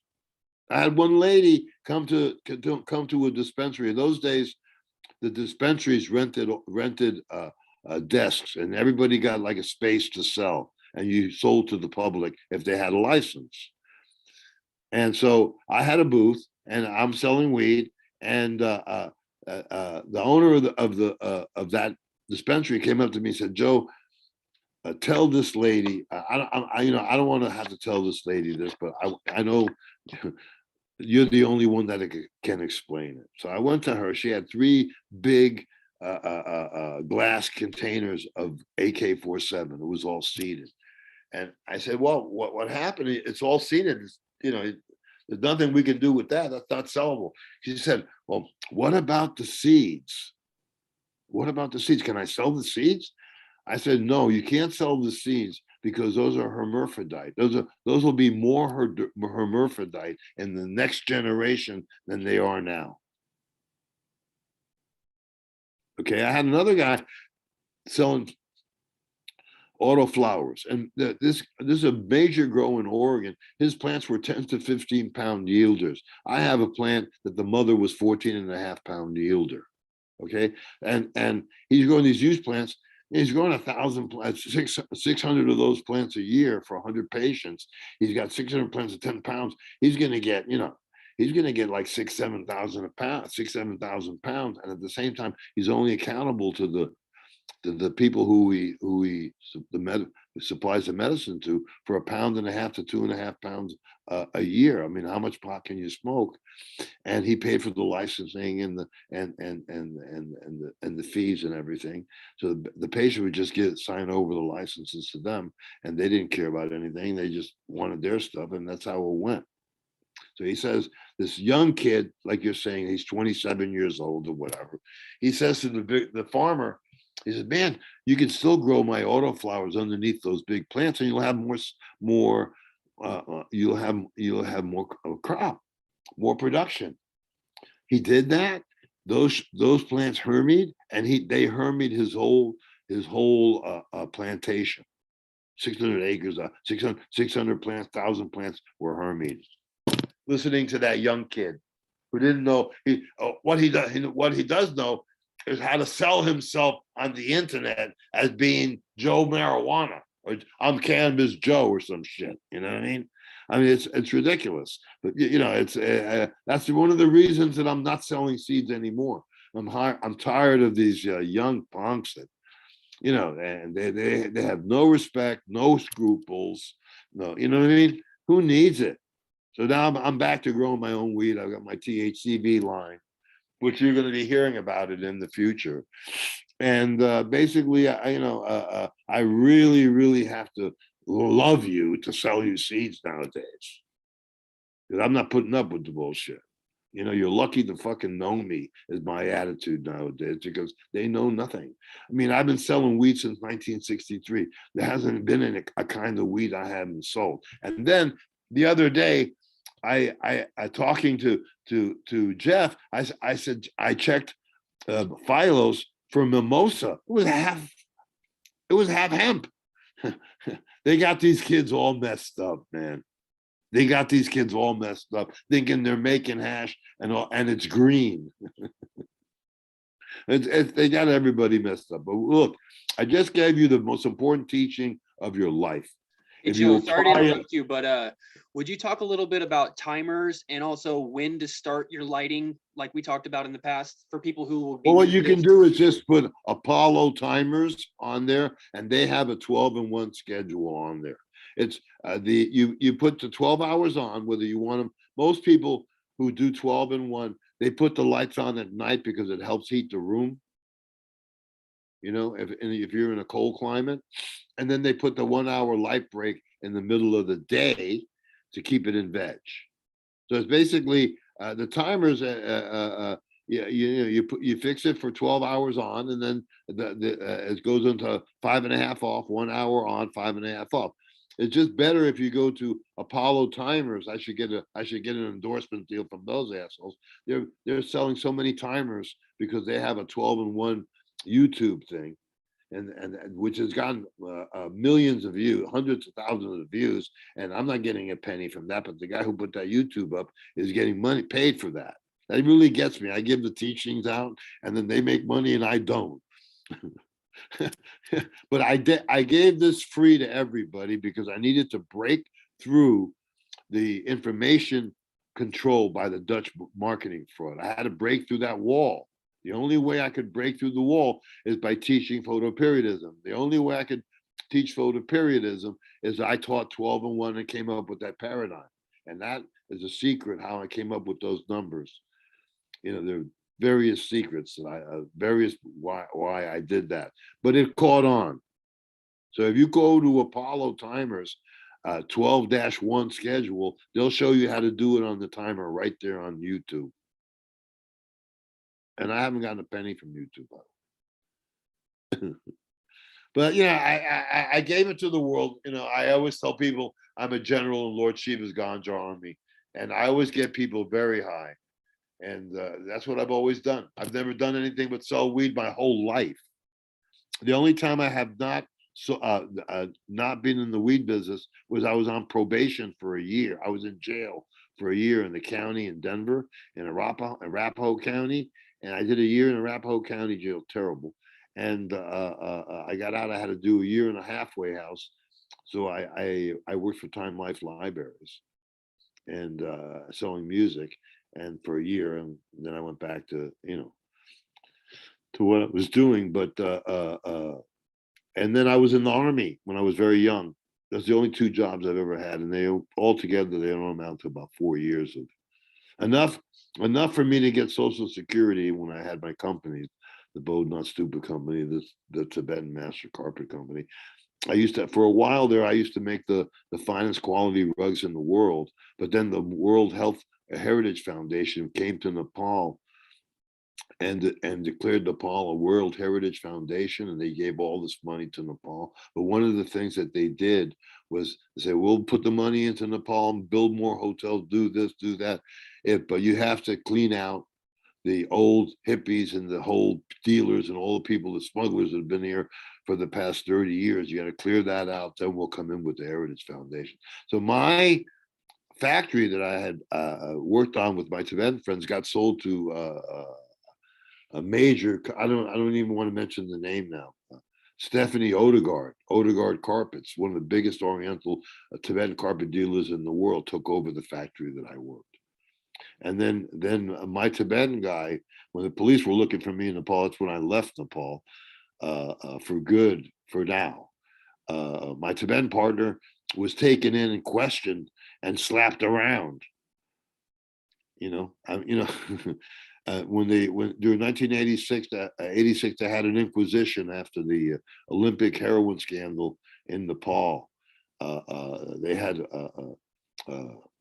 like an inquisition. Anybody who was a foreigner, had a long-term visa, drove a car, had a car license, all those people were arrested and basically thrown out of the country. I had moved because I had a dispute with my landlord, so I had moved to the other side of the valley. And then I went and hid at the jungle, Chitawan in the jungles until the heat was off in Kathmandu. Then I was going to go back, and my house in Nepal was completely clean, so I thought. So I was in the jungle hanging out. I couldn't handle it, man. It's a malarial zone. Well, first I went to the Royal Chitawan Hotel, and the whole hotel was full of Monangi money changers and dealers from Kathmandu. And they, oh, Mr. Joe, come on, have some scotch with us. Yeah, we cannot go back for a little while back to Kathmandu. Too many police. I said, yeah, man. So I sat there drinking rum and cokes with the fucking Monangis and stuff. And finally, I just couldn't take, I couldn't take Chittagong anymore. I had to go back to Kathmandu. Went back to Kathmandu. I was renting the hotel from the director of Beer Hospital, and I went to my house, and my helper, Fupa, he said, "Man, the police have been coming around asking if there are any foreigners here." And so I said, "No, we're clean, yeah." And then I looked up at the suitcases that I had stashed away, belonged to my buddy Rod, And the last time we was in Kathmandu, he said, "Look, I have all this stuff in my bags, and I want to put it somewhere safe. Can I just keep this stuff in your house?" So I put it in my house, and really never thought about maybe there's something in there. But when I came back from Chittawan and I had learned that the police were going around my house looking for foreigners, I told my helper, I said, take those suitcases down. I took those suitcases down, and there was hash, there was opium, there were opium pipes, there was all kinds of stuff in those suitcases, which I had my helper get rid of right away. And I took that as a sign that my days were numbered. The next day, I took a flight out to Bangkok, and I haven't been back to Kathmandu. But one other time, I flew in and flew out real quick. One time, but no, I haven't been back, and that's the reason. They had the Inquisition in Nepal. Now in Nepal, they have all those hotels and all those Airbnbs and all these restaurants and or good food finally being grown and being brought from India, and Chinese are there, everybody's there, and they have no business because nobody wants to go to Kathmandu anymore. Why? Because there's no more love there. They're doing the drug war in Kathmandu, breaking down people's houses, doors down, burning their fields, and they don't realize that they're doing the work of the pharmaceutical companies. They're doing that in support of the pharmaceutical companies, because pharmaceutical companies don't want you to have those genetics. So the cops are there, they're being paid by the Drug Enforcement Agency. When they destroy crops in Nepal, they get money. So the Nepalese are even more confused than Americans when it comes to cannabis. And now that the communists took over, and now, but they lost the last election because they were in dispute, so the Congress Party took over. One time I was in Calcutta, and Fidel Castro was coming to Tashkent for a meeting of non-aligned nations. So I said, "Oh my God, this is my hero. I'm going to go get to see Castro at the airport." So I went down to, I guess it's Dum Dum, whatever airport in Calcutta, to see Castro. And Castro got out, and when Castro got out, he got introduced to the communists there. You had the Communist Party, you had the Communist Party Leninists, you had the Communist Party Maoists, you had the Communist Party Maoist Leninists. Yeah, all these different communist parties that he was being introduced to. And then Castro got a chance to speak, and this is what he said: "In Cuba, tenemos un party comunismo." He said, "In Cuba, we only have one communist party." I nearly died laughing so hard. And so I've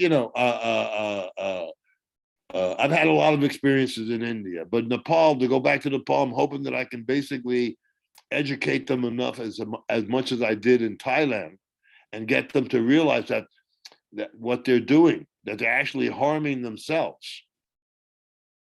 My business plan for Nepal is the same business plan that I offered the Lao government, is that they charge everybody $50 a head or whatever, nowadays $50 a head, to come into Nepal, and they get a license at the airport where they can go to designated dispensaries and buy legal weed, and they have designated areas where people can smoke legal weed, and and have everybody taxed and regulated.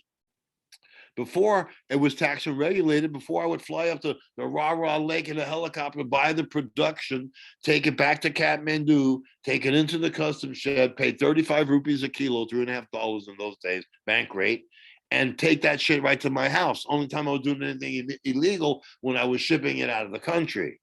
But if they charge everybody to get a license, and then that license is good forever, which makes them want to come back to Nepal.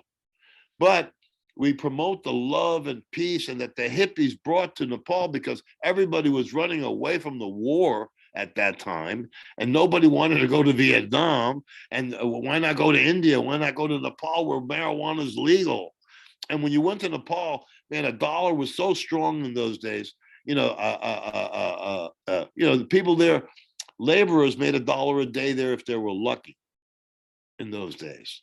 You know what I mean? And so they loved us there because we bought everything. we opened up more restaurants had to be open, more hotels had to be open. I mean, there was a real scene going on in Kathmandu. And the Barendra, the king that was executed after his father died, he was Harvard educated. He was one of those Yale boys. When he came back from Nepal, he'd already made a back to the state from to Nepal. He had already made an agreement with the pharmaceutical companies to make it illegal in Nepal. They made it illegal in Nepal in a country of Lord Shiva, man. Everybody there, every Hindu in the world has to take ganja once a year. That's part of their trip. And they either take it in bong or they eat it, they smoke it. They definitely used to have marijuana and opium and hash shops near every temple in India where you could go and buy weed and offer it to the sadhus. You know, so we're going to go back and give them a complete PowerPoint presentation, show them how much the industry was in the 1920s, show them how much money they how they were exporting. England used to come to the border of Nepal in a place called Nepalgunj and Chitwan, and they used to get buy weed there in bulk that they would buy for the natural pharmaceutical industry in England and back in the States. So there was already a trade in the natural business in Nepal in the 19th century up until, you know, probably the 1940s. There was still a farm in Afghanistan until the 70s that produced indica plants that they sent to England, and in England they were still selling indica tinctures in the 70s. And the same thing in India. I don't know if they still do it now, but they sold all kinds of cannabis tinctures. One time in Calcutta, I was smoking in Mr. Fong's opium den, famous den in Calcutta, and he said, "Well, you're going to Bombay. When you go there, bring me this tincture back." And it was a tincture of opium that he took to cut down his opium habit because, you know, he'd been smoking opium his whole life. He smoked a lot of it.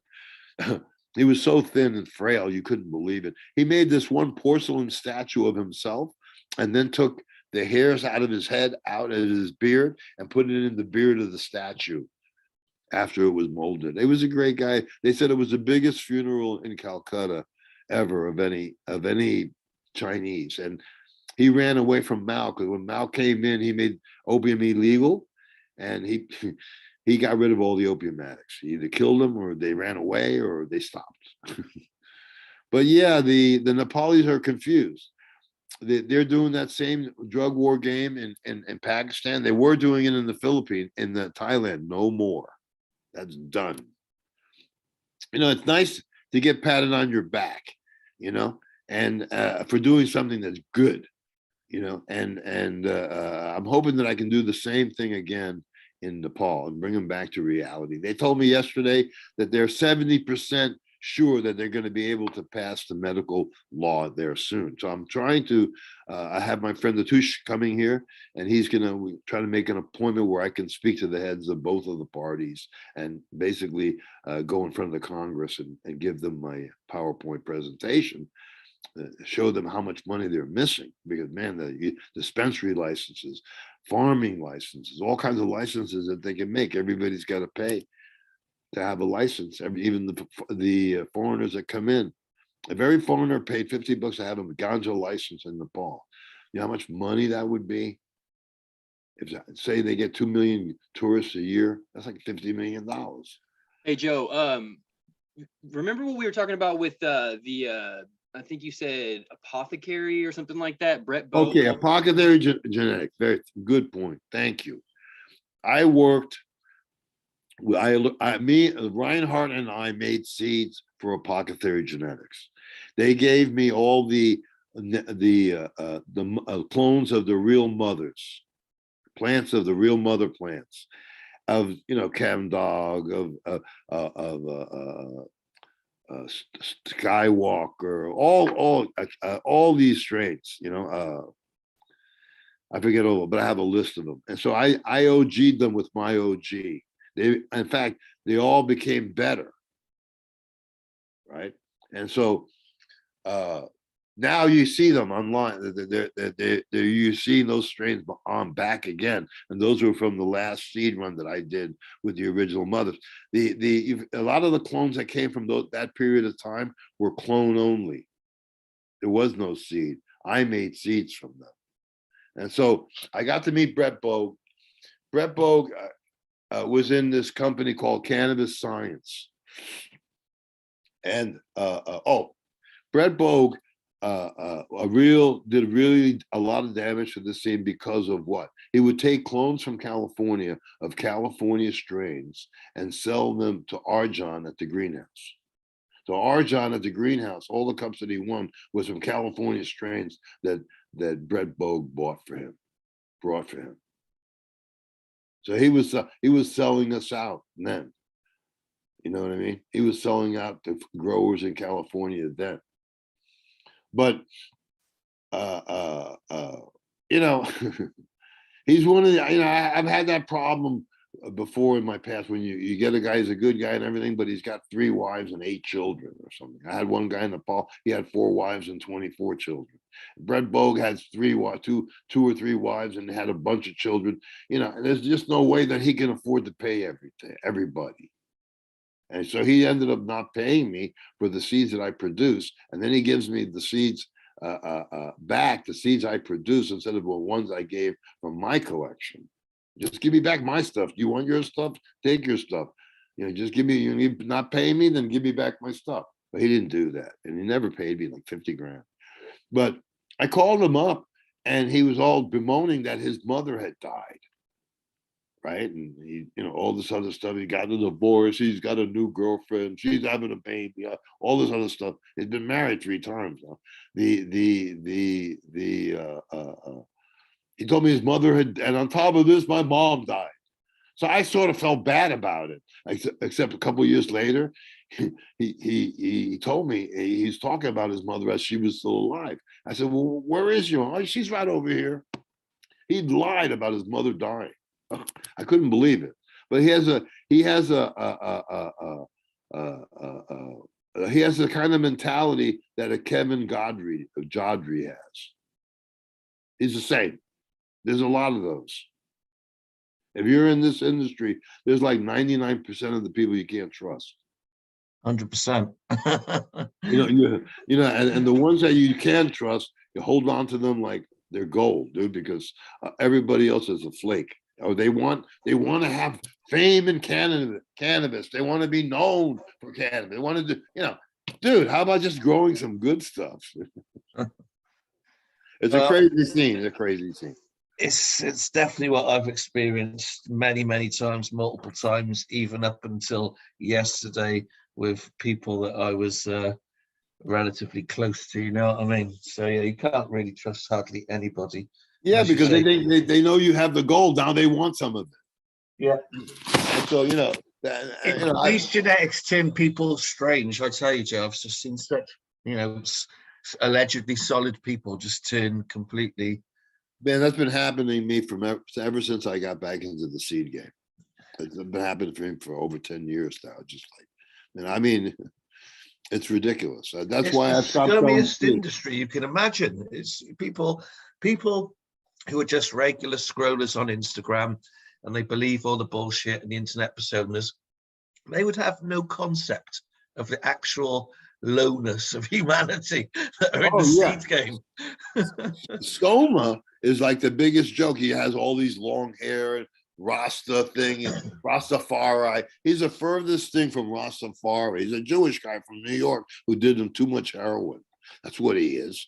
And he brought down the Coptic Church. That drug bust in Miami. Those guys were still in jail 10 years ago. I mean, they did 30 years. The Coptic Church. You know, that's the Coptic Church. That's an example of Watson and Clark, that their information led to the qualifying and quantifying of those loads, where they came from, you know what I mean? Those seeds all went to the University of Mississippi. You know, it's all been part of the game. It's all been part of the game, you know. We've all been hoodwinked by the pharmaceutical industry, and now the pharmaceutical industries run the government. Well, in order for them to do that, they had to take the medicine out of cannabis. That was the first step, right? And then I've been putting the medicine back in cannabis for over 10 years because I can't stand the cannabis of today. yeah, people are brainwashed because they're on straight THC. And that, I tell you something, this scene is more brainwashed than the scene that I was coming out of as a kid. The kid that when they hadn't smoked pot before and they smoke it for the first time, it's enlightenment. It's no longer that. Now it's more of a how can I make money out of it? How can I make myself famous? How can I do this? How can I do that? I mean, even that guy Jodry, he tells you he's a career hustler. What more do you need to know? That guy is a fed. Well, yeah, at a certain level, a lot of them are. And what they did, buddy, is they took it away from the police. They made marijuana. What they've done is the police used to arrest you for marijuana. Now they sell it to you. Well, I don't know if you've seen many of his videos. Have you heard this ludicrous story? He starts out saying, you know, he was I poke fun at it and say he's been catching cases whilst he was in the womb, but he basically says he was doing crimes from a young kid, and he came from his words a terrifying crime family that were very well known, and they were bringing in lots of different parcels from here and there, shipments. That's all bullshit. Yeah, but then he says, he goes on to say that he then worked for like the Navy, like the drug squad, getting on the bottom of boats, looking at shipments that have been dragged in on chains underneath the water, and he'd get to see those, and that's how he learns about all the land races. Was he used to you don't learn the land races that way. I mean, he's a right away, you know that he's full of shit. He's absolutely learn about land shit. You know, he's a lying little scumbag. Yeah, well, like 99% are like that. Just a very few people that have scruples. They are. People don't have scruples anymore. You know that.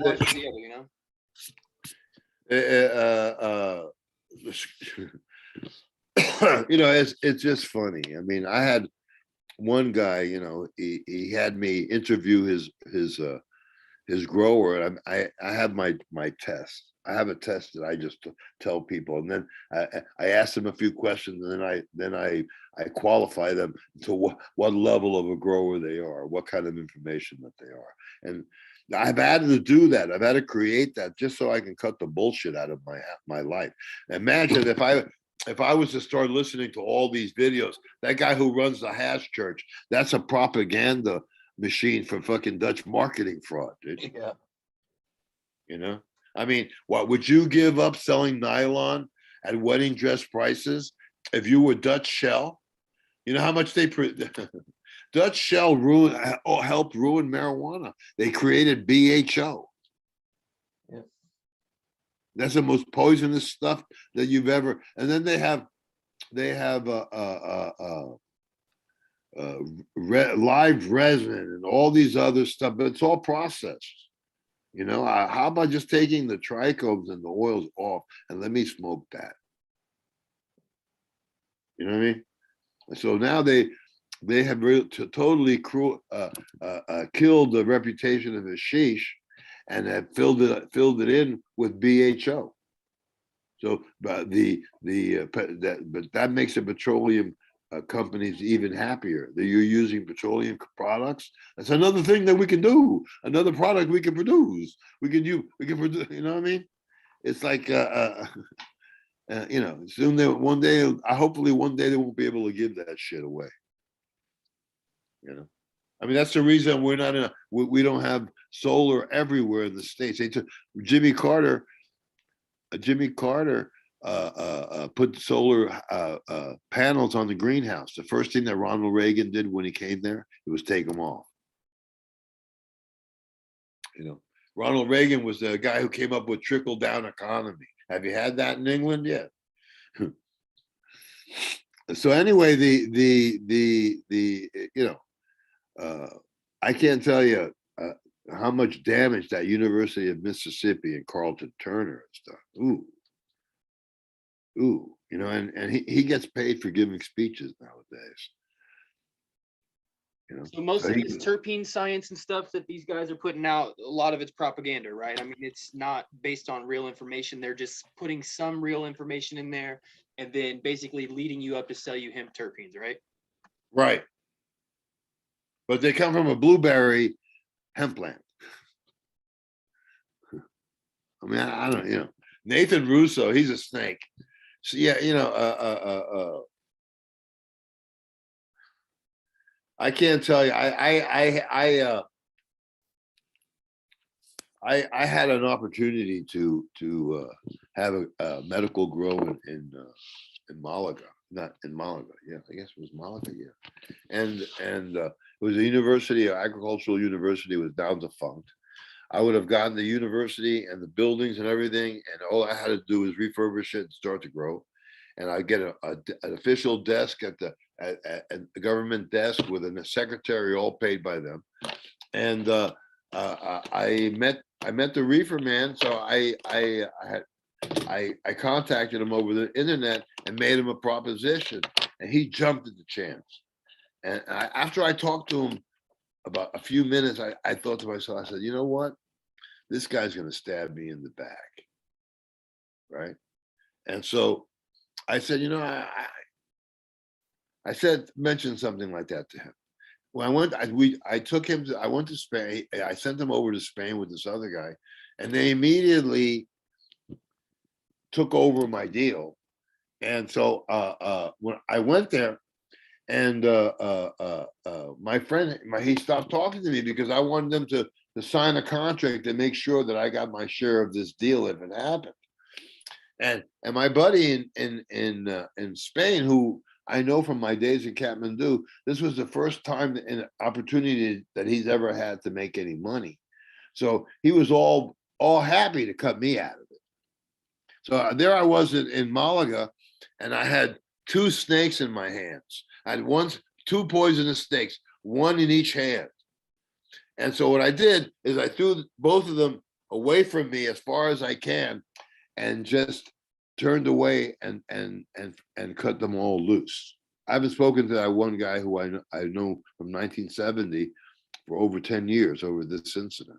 You have to be You have straight. to do it for your own peace of mind, Joe. Sometimes it's just better to forget about these idiots. So you've just walk away from them. Let karma do it. Let karma catch them. Because, dude, if I went around killing everybody that ripped me off in my life, I'd be a mass murderer today.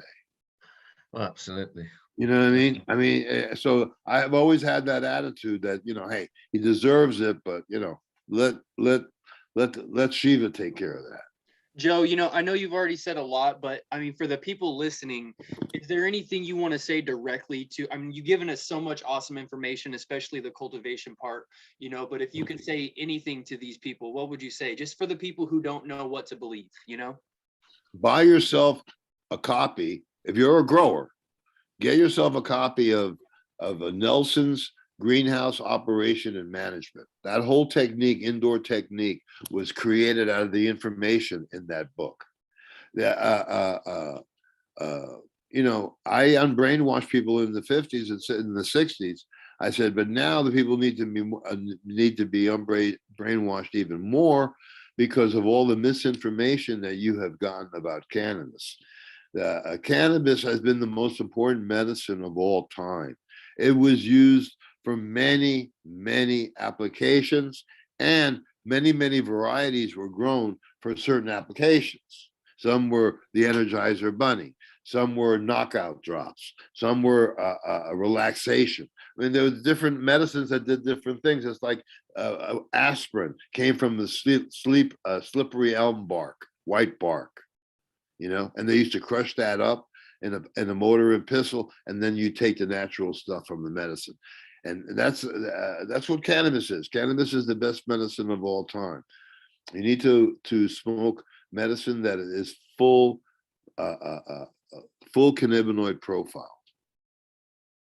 You have to have all the medicines that are in there, all the medicines that were grown in Africa or in India, especially India and Asia, were grown from the days of the Mahabharata. That's 6,000 years ago. 6,000 years ago, it was used as medicine. The same Ayurvedic medicine that you use today, they still use it. Okay, it's been used as medicine for 6,000 years. You know, if they have the energizers, they have the relaxants, they have the knockout drops. It's a full-bodied medicine that you can do many things for people who have neurological diseases. Very important for them to have the Energizer Bunny. And the Energizer Bunny is only 17 to 19% THC. The rest is the THCV, all these other kinds of terpenes and flavonoids, right? One is the Energizer Bunny, and gives you focus, takes away your pain, and gets you out to the races. One guy I gave that to, he said, first time I felt my legs in 3 weeks. You know, they're out doing their wash, they're washing their car, they're doing the laundry, and then, 3 hours, 4 hours later, they say, well, what wasn't I smoking a joint? And they go back to that 17%, 19% joint, and they've only taken a hit. One hit was enough to get that effect.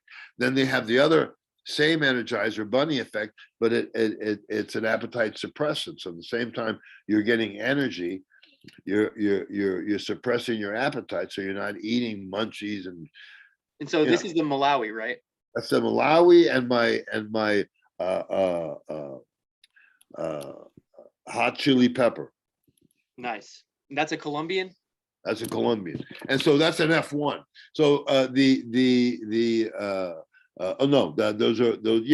F1s with my OG mix. The OG that I use for breeding gives it a much better bud structure. Like the Malawi is a very small plant. If you get an ounce or 2 or 3, I don't think you can get 3. But anyway, whatever you get with the Malawi that I grew a 4-pounder. One whole solid bud. You couldn't put both your hands around the top of the bud. That's how big it was. It was a freak, man. When you breed F1, you get freaks. You get freaks, dude. That's what you want is an F1. You don't want. Let me ask you this, Joe, because I feel like this episode has a ton of awesome stuff in it.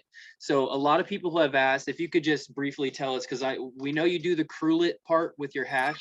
Is there any way for new people to just try out your technique and just use the coffee filter instead of the bag technique? Because I think people would really like to hear that just really quickly. Well, if the problem is that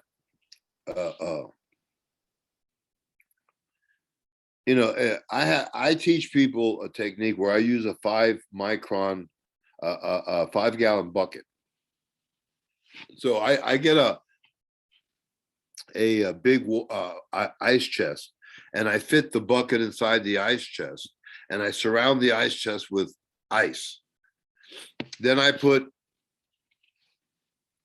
a third water, a third ice, and a third material.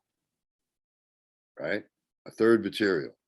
And what I do is the material that I put in there, I put in the refrigerator so that when I put it in and it goes into the ice water environment, it releases the oils and the trichomes right away without much agitation. A lot of times you see these guys, they have these paint mixers that they're using to agitate for the weed and this and that.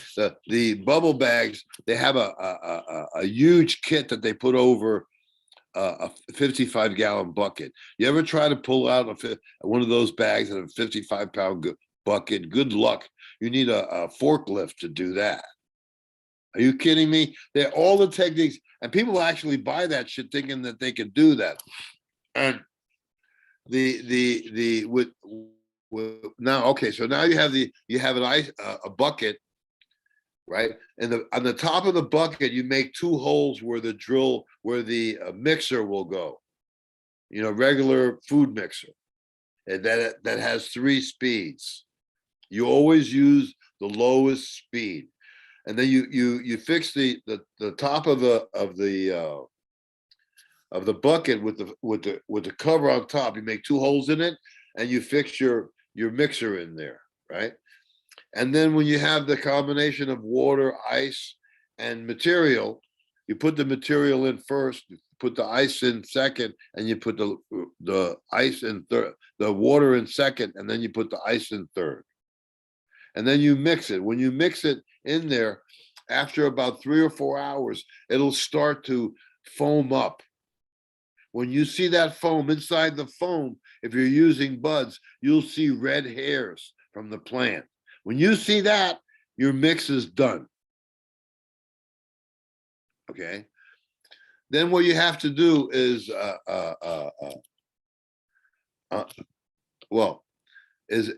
now you have your mix. You take the mixer out.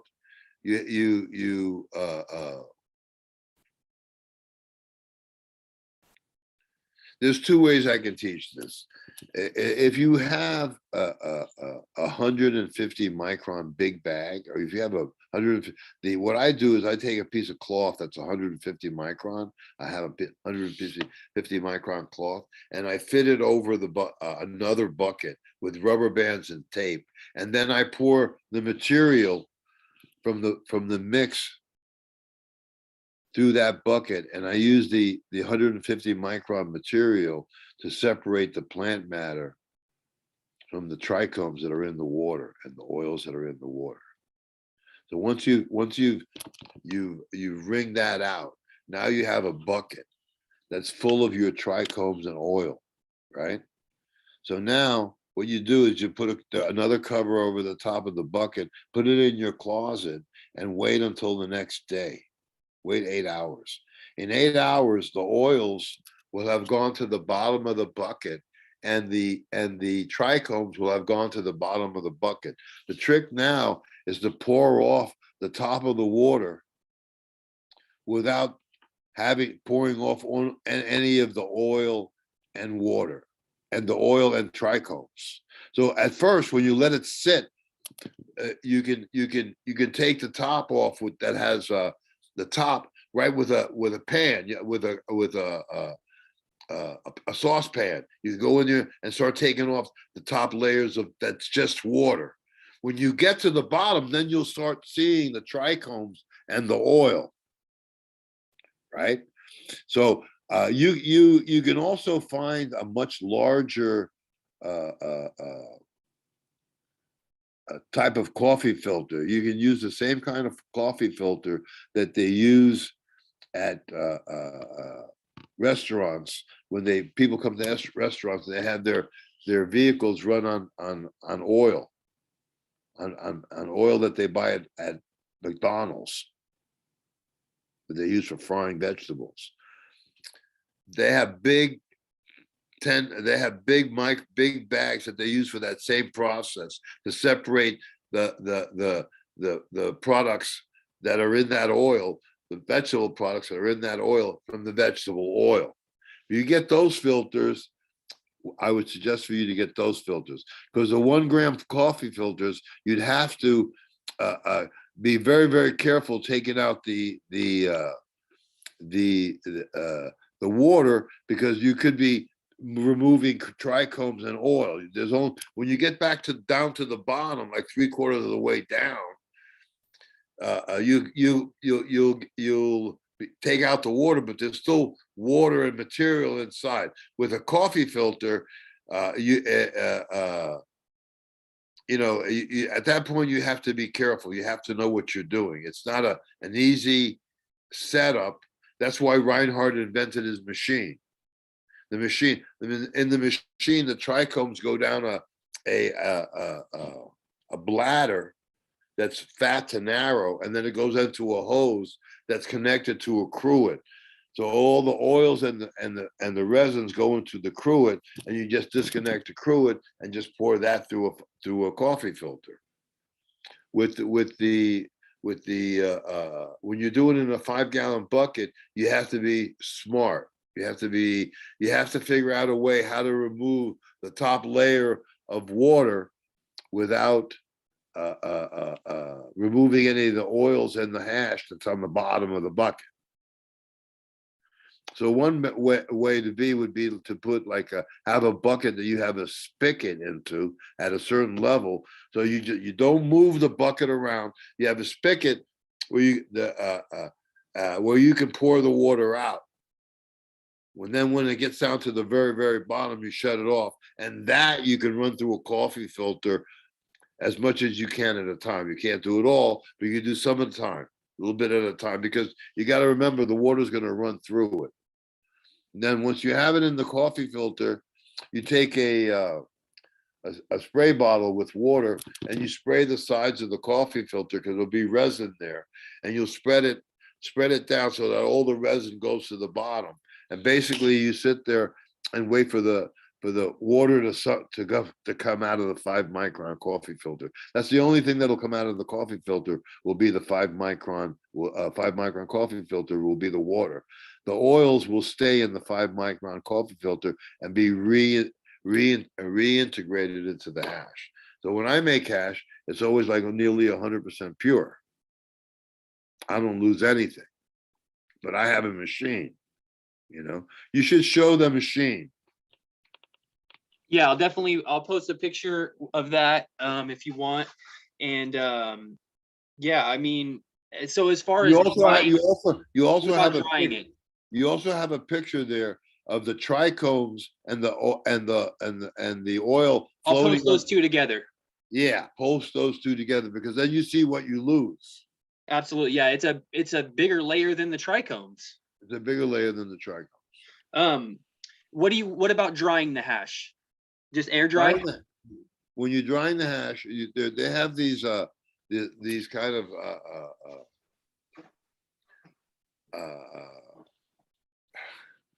well, what I do is I put it on a screen and dry it, a regular window screen that I have made into a place where I can place it and dry. So a finer screen because the water continues to seep out and dry out.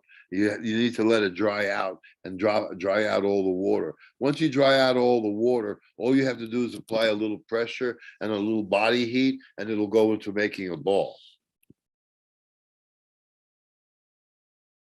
But when you see the coffee filter and you see the separation, then people will start to understand. I haven't done a hash making class in a long time.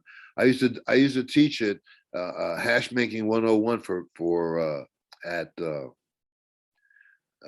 not Amsterdam, Port Lanserdam, right? Everything had to be named with the Amsterdam name, Port Lanserdam, right? And I worked for Port Lanserdam, and I said to him, I said, you know what? I said, the Dutch industry will pay you money not to have me teach this class here. And that's what they did. I didn't like teaching class there because he was teaching wrong information. I gave him some Colombian seeds. It was about, at least 20 feet tall. He said, man, what am I supposed to do with this? I said, smoke it. Finish it and smoke it, dude. It'd be the best shit you've ever smoked in your life. I like big plants. I don't like these small little plants. Is there anything else in terms of strains you want to talk about, like OG or anything like that? Like just as there's I don't know. I want to make sure we get everything out on this podcast. Well, we can talk about genetics and strains. I mean, right now I'm breeding. I'm doing my THCV line, and I'm breeding Energizer bunnies. I have one strain that's called Cherry OG, sour cherry, and that's 29% cannabinoid profile. I have another plant, Sour Goo OG, which is sour diesel, half gooey, and OG, and that's like a 15-pound plant. I basically grow for strength and for effect. I grow differently than other people. Everybody's stuck on couch lock. I'm not into that. I want energy. I'm too old to be on the couch. Well, it doesn't help that they were told to take their trichomes all the way to the point of complete amber. You know, that's a Yeah. that's a problem. Yeah, that when they said that they were degrading your medicine. High times degraded everything medicine. It You doesn't gotta take long wonder. to turn You into gotta, CBN, right? yeah, then it turns into CBN. When it gets degraded, it turns into CBN. You know, so I mean, none of these high times, you know, to give them, you know, they have changed everybody in their front office. I think they even figured out that that guy Matt, is a scumbag too. But the Marley family and some people from LA bought High Times. So you would think that it would be a better organization now. They have their own farms where they're growing their own weed that they're selling. In Detroit, they sell strains, but when you go buy High Times strains, you can only buy a quarter or an ounce. You can't buy a gram. You can't buy a half ounce. It comes packaged in packages for an ounce and packages for a quarter ounce. And basically, they're selling flowers again. Everybody what I want to do is bring the flowers back. These guys are all growing. They all look like little pieces of turds. That hash. I mean, it's little small buds. I mean, I'm used to like buds as big as my arm, dude. You know, I mean. Well, hopefully with what we're doing here, maybe people will start to think to themselves, you know, I mean, if you're like me, you know, this has all been really shocking and you know, eye-opening information. Some of this stuff Blue Skies had touched on before, but you know, this all put everything together for us in a way that's understandable. You know, we can make sense of it now. Now you can make sense of it, but Bubble Man, he's a marketing fucking genius on one level, and another level, he's a total thief. So, and so people emulate Mark. So you have a Godfrey, what's his name, Kevin Dodry, that guy. You have that. You know, I saw Shanti Baba. That he was interviewed. He gave an interview about strains, and you know, I go back with Howard before Shanti Baba. I go back to the '60s, the '70s with them. I had a buddy of mine that did time in Brixton. He ran a load to Mark's, and he got his stuff from Mark's, and he was driving it out. He got his share from Mark's. He was driving it out in his Jag, you know, and whatever he had at the time. I don't know what it was, but it was some English car. And it was the IRA time, and he went through a check post, and they searched him, and they found that Colombian weed. And he was from Brooklyn. He was my boy, and he did time in Brixton. You know. So I go way back to fucking with Howard Marks. So you know, the Shanti Baba, he ate Dutch chocolate. The reason he ate Dutch chocolate, he couldn't have survived on that scene. He has tried to be independent of the Dutch scene all along, but he couldn't be independent with the Dutch scene because they controlled everything. So he had to play along. At certain times, he had to play along. When I started coming out with my shit, the Dutch started really getting down on me, right? Shanti Baba said, "Yeah, it's Joe's come out with another episode of his, you know, gobbledygook or his crazy antics or stuff." So I have no respect for him because he eats Dutch chocolate, and you know, I don't know what the deal was between him and Howard were whether it was on good terms or bad terms. I don't know whether he made money on every seed that was sold or not. I know that Jack Herrera never made money on the seed bank on his strain. Every time the Dutch would pay his ticket, put him in a first class hotel, treat him to everything, fed it to everything, all the women he wanted, all the, you know, young girls with dreads he wanted. You know what I mean? So but he never made any money. They even sued the estate so that they could keep the name Jack Herrera as a trade name, trademark.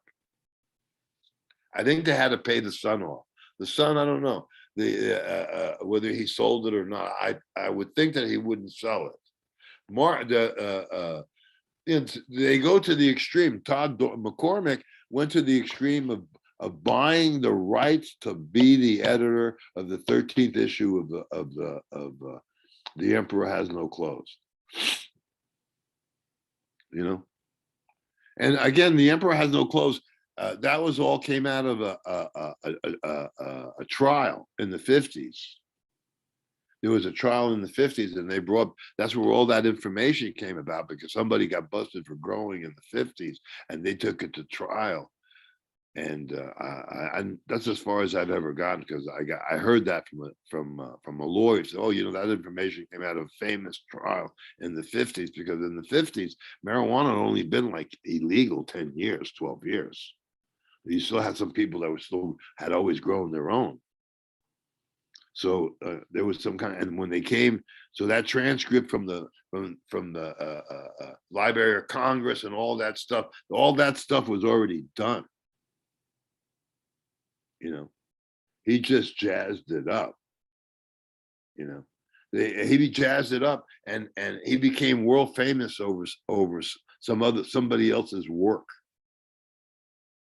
That was somebody else's trial, and that was people have been smoking cannabis illegally, since 1940. So from before 1940 until time immemorial, until they discovered it, evolved with it. You know what I mean? When he was a Barry Goldwater freak. He was the guy that ran against Kennedy. This guy wanted to blow up Moscow with nukes. He wanted to nuke China in the 50s and in the 60s. This cat was a maniac. That was the guy that Jack Herrera followed. And as a kid, now when I met Jack Herrera, I was wearing a communist hammer and sickle, and he shuddered that I would be the one that would be teaching his people. These are my people. They wouldn't even have people. That's why I told him, I said, Jack, you wouldn't even know what marijuana was. It wasn't for me. Your people? Are you kidding me? Are you kidding me? People tell you about me. They talk about me, and they can't believe I'm still selling weed, and I'm 75. Everybody else is, I've never done anything but sell weed, dude. Now I grow it legally, that kind of thing. So it's the people are brainwashed nowadays, worse than they were in the 50s and 60s. Nowadays you got to train, you got to send everybody back to school to really learn how to grow weed, dude. I mean, they got so much bad information out there. But once I got through with it with 12 and 1, 10, 20 years from now, maybe I won't be around, whatever, but 12 and 1 will always be there. 12 and 1 will always be there. That was the most important technique ever taught to people on this scene, photoperiodism. And basically what they do indoors is they replicate a grow period. What they should be replicating would be 12 and 1 and 8 on, 16 off, or 6 on, 16 off. When people see the difference, how much more you get. Here's a guy, I don't know this guy from Adam, but he thanked me profusely. He gained, let's see, as much as 150 grams. He gained 24%, 25%. You gain 25% doing true horticultural technique. If you want to grow stuff at home, you got to use the real technique. You want to grow pot that's not stressed. People here are growing pot that's been totally stressed. How about growing a relaxed plant? I bet your pot would be better. And I'm going to be doing another grow class, and I'm going to be doing another class on nutrients and strains. And I'm going to talk about the stuff that I have and what it does. And and I'll do another show, another grow show, and I'll talk some more about making hash. But you got sort of the principle. I have I don't know if I have copies of my books of. I may even have pictures in my books of using the buckets as a routine. You know, the buckets are a little bit cumbersome. Actually the machine that Reinhardt invented to make hash is a bucket, but a metal one. You know, stainless steel. And it has one screen, 150 micron screen, that separates the plant matter from the falling trichomes. Reinhardt's patent was this: that cannabis, right, in an ice water environment with simple agitation, will remove all the oils and all the trichomes as undamaged as possible. If you speed it up, you break up the trichomes. Some people do it in a big glass thing and do it with a big spoon and do the ice, and then they separate it, and they separate the water. That's another way of doing it. But once you try it and do it, and you see, oh, that's where it is. Now you have to figure out how to get there, how to get it, because you've got to separate the water from the material and the oil. With the machine, it does that for you. You know, it does that for you. I was about to make a bigger machine. I even took Reinhardt's son to China. I sent him to China to try to replicate and make a bigger machine, which would have killed anybody's machine.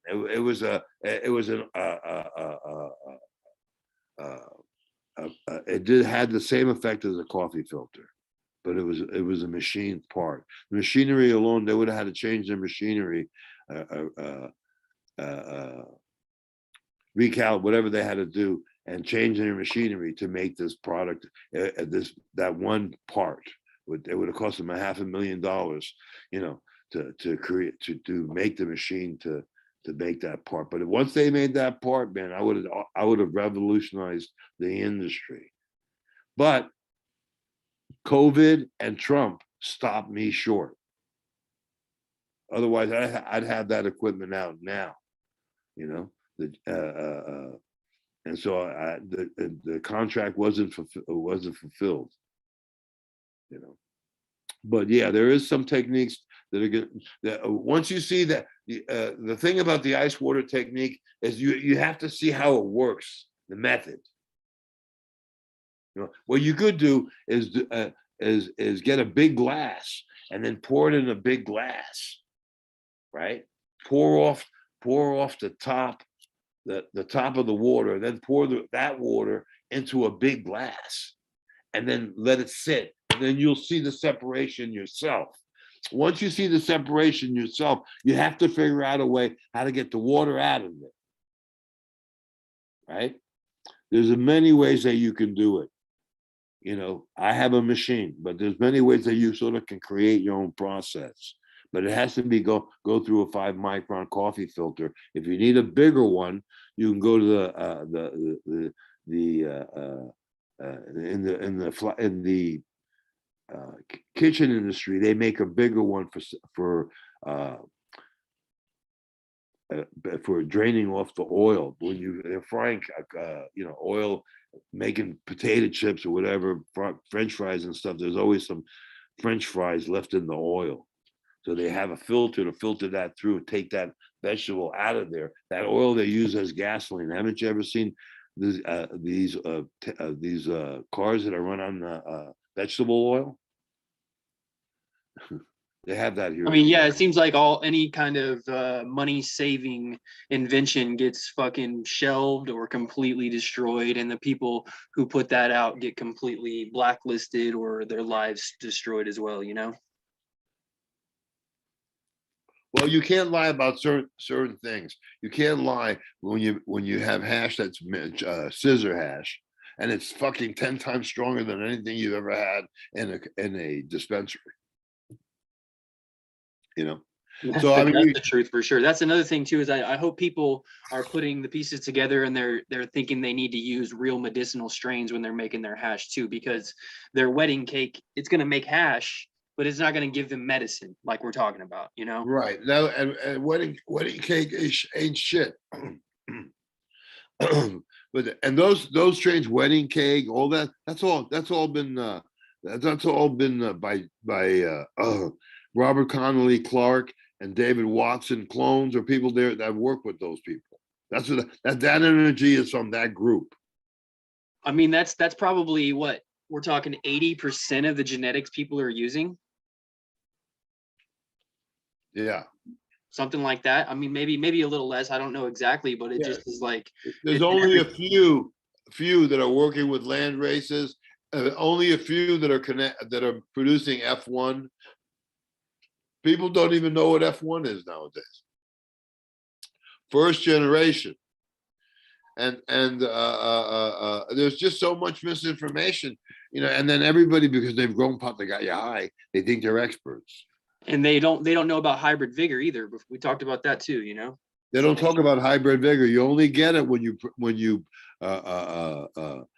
breed two different strains from two different land races. And if you look in my page, you'll see one plant that's one solid bud, Malawi plant. If you look through my photos, you'll see it.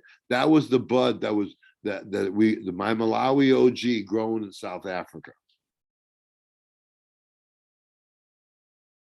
You know, and it's in the pictures that I sent you. Yeah, I mean, you got a lot of amazing pictures and stuff. I mean, most of your strains that I've seen look, you know, really unique, and they just look like they're solid stuff, you know. I stopped. I have so many people now that I'm off the biz. They know that I'm not on. I'm not selling seeds. Everybody trying to get a hold of me, and basically, you know, they want what I have, and you know, I mean, I'm so tired of people. It's like I feel like sometimes like I feel like a magnet for leeches, you know. So I said, why should I put myself in this place and just, you know, why not do something different? And now I did my THCV line. I got my own big grow. You're going to come down here and help me grow. You know, I've got a whole team here, everybody, and you know, we're going to do some good things, and we're going to bring the medicine and the flowers back, because I want to be able to sell flowers. I don't want to sell grams. You can come and buy an ounce. You can buy a quarter ounce. You can buy a half ounce bud, a ounce bud, or a quarter ounce bud. I'm going to sell buds. When people pull a bud out, they buy an ounce. They'll pull a bud out. They can smell it like it was, dude, right off the fucking plant, man. I'm back. I'm going to bring it back to the bud stage. Who has the best bud? Okay, here, look at this. You know, I've got plants that triple deck trichomes. That's a breeder. That's your that's your blue dragon, right? Yeah, that's a breeder. And that's like what, 5 different land races or something? No, that's one land race. That's Oh wow, Coon Valley. wow. That's pure land race. Pure land. You go look at it's on Phylos. If you look at it in Phylos, it's not mixed with anything but green. It's solid land race. That's a 1,000-year-old strain. It used to be called Corella Gold. It's a strain that was sold at all the Hindu temples in India. That's an old Indian strain that goes back thousands of years. You know.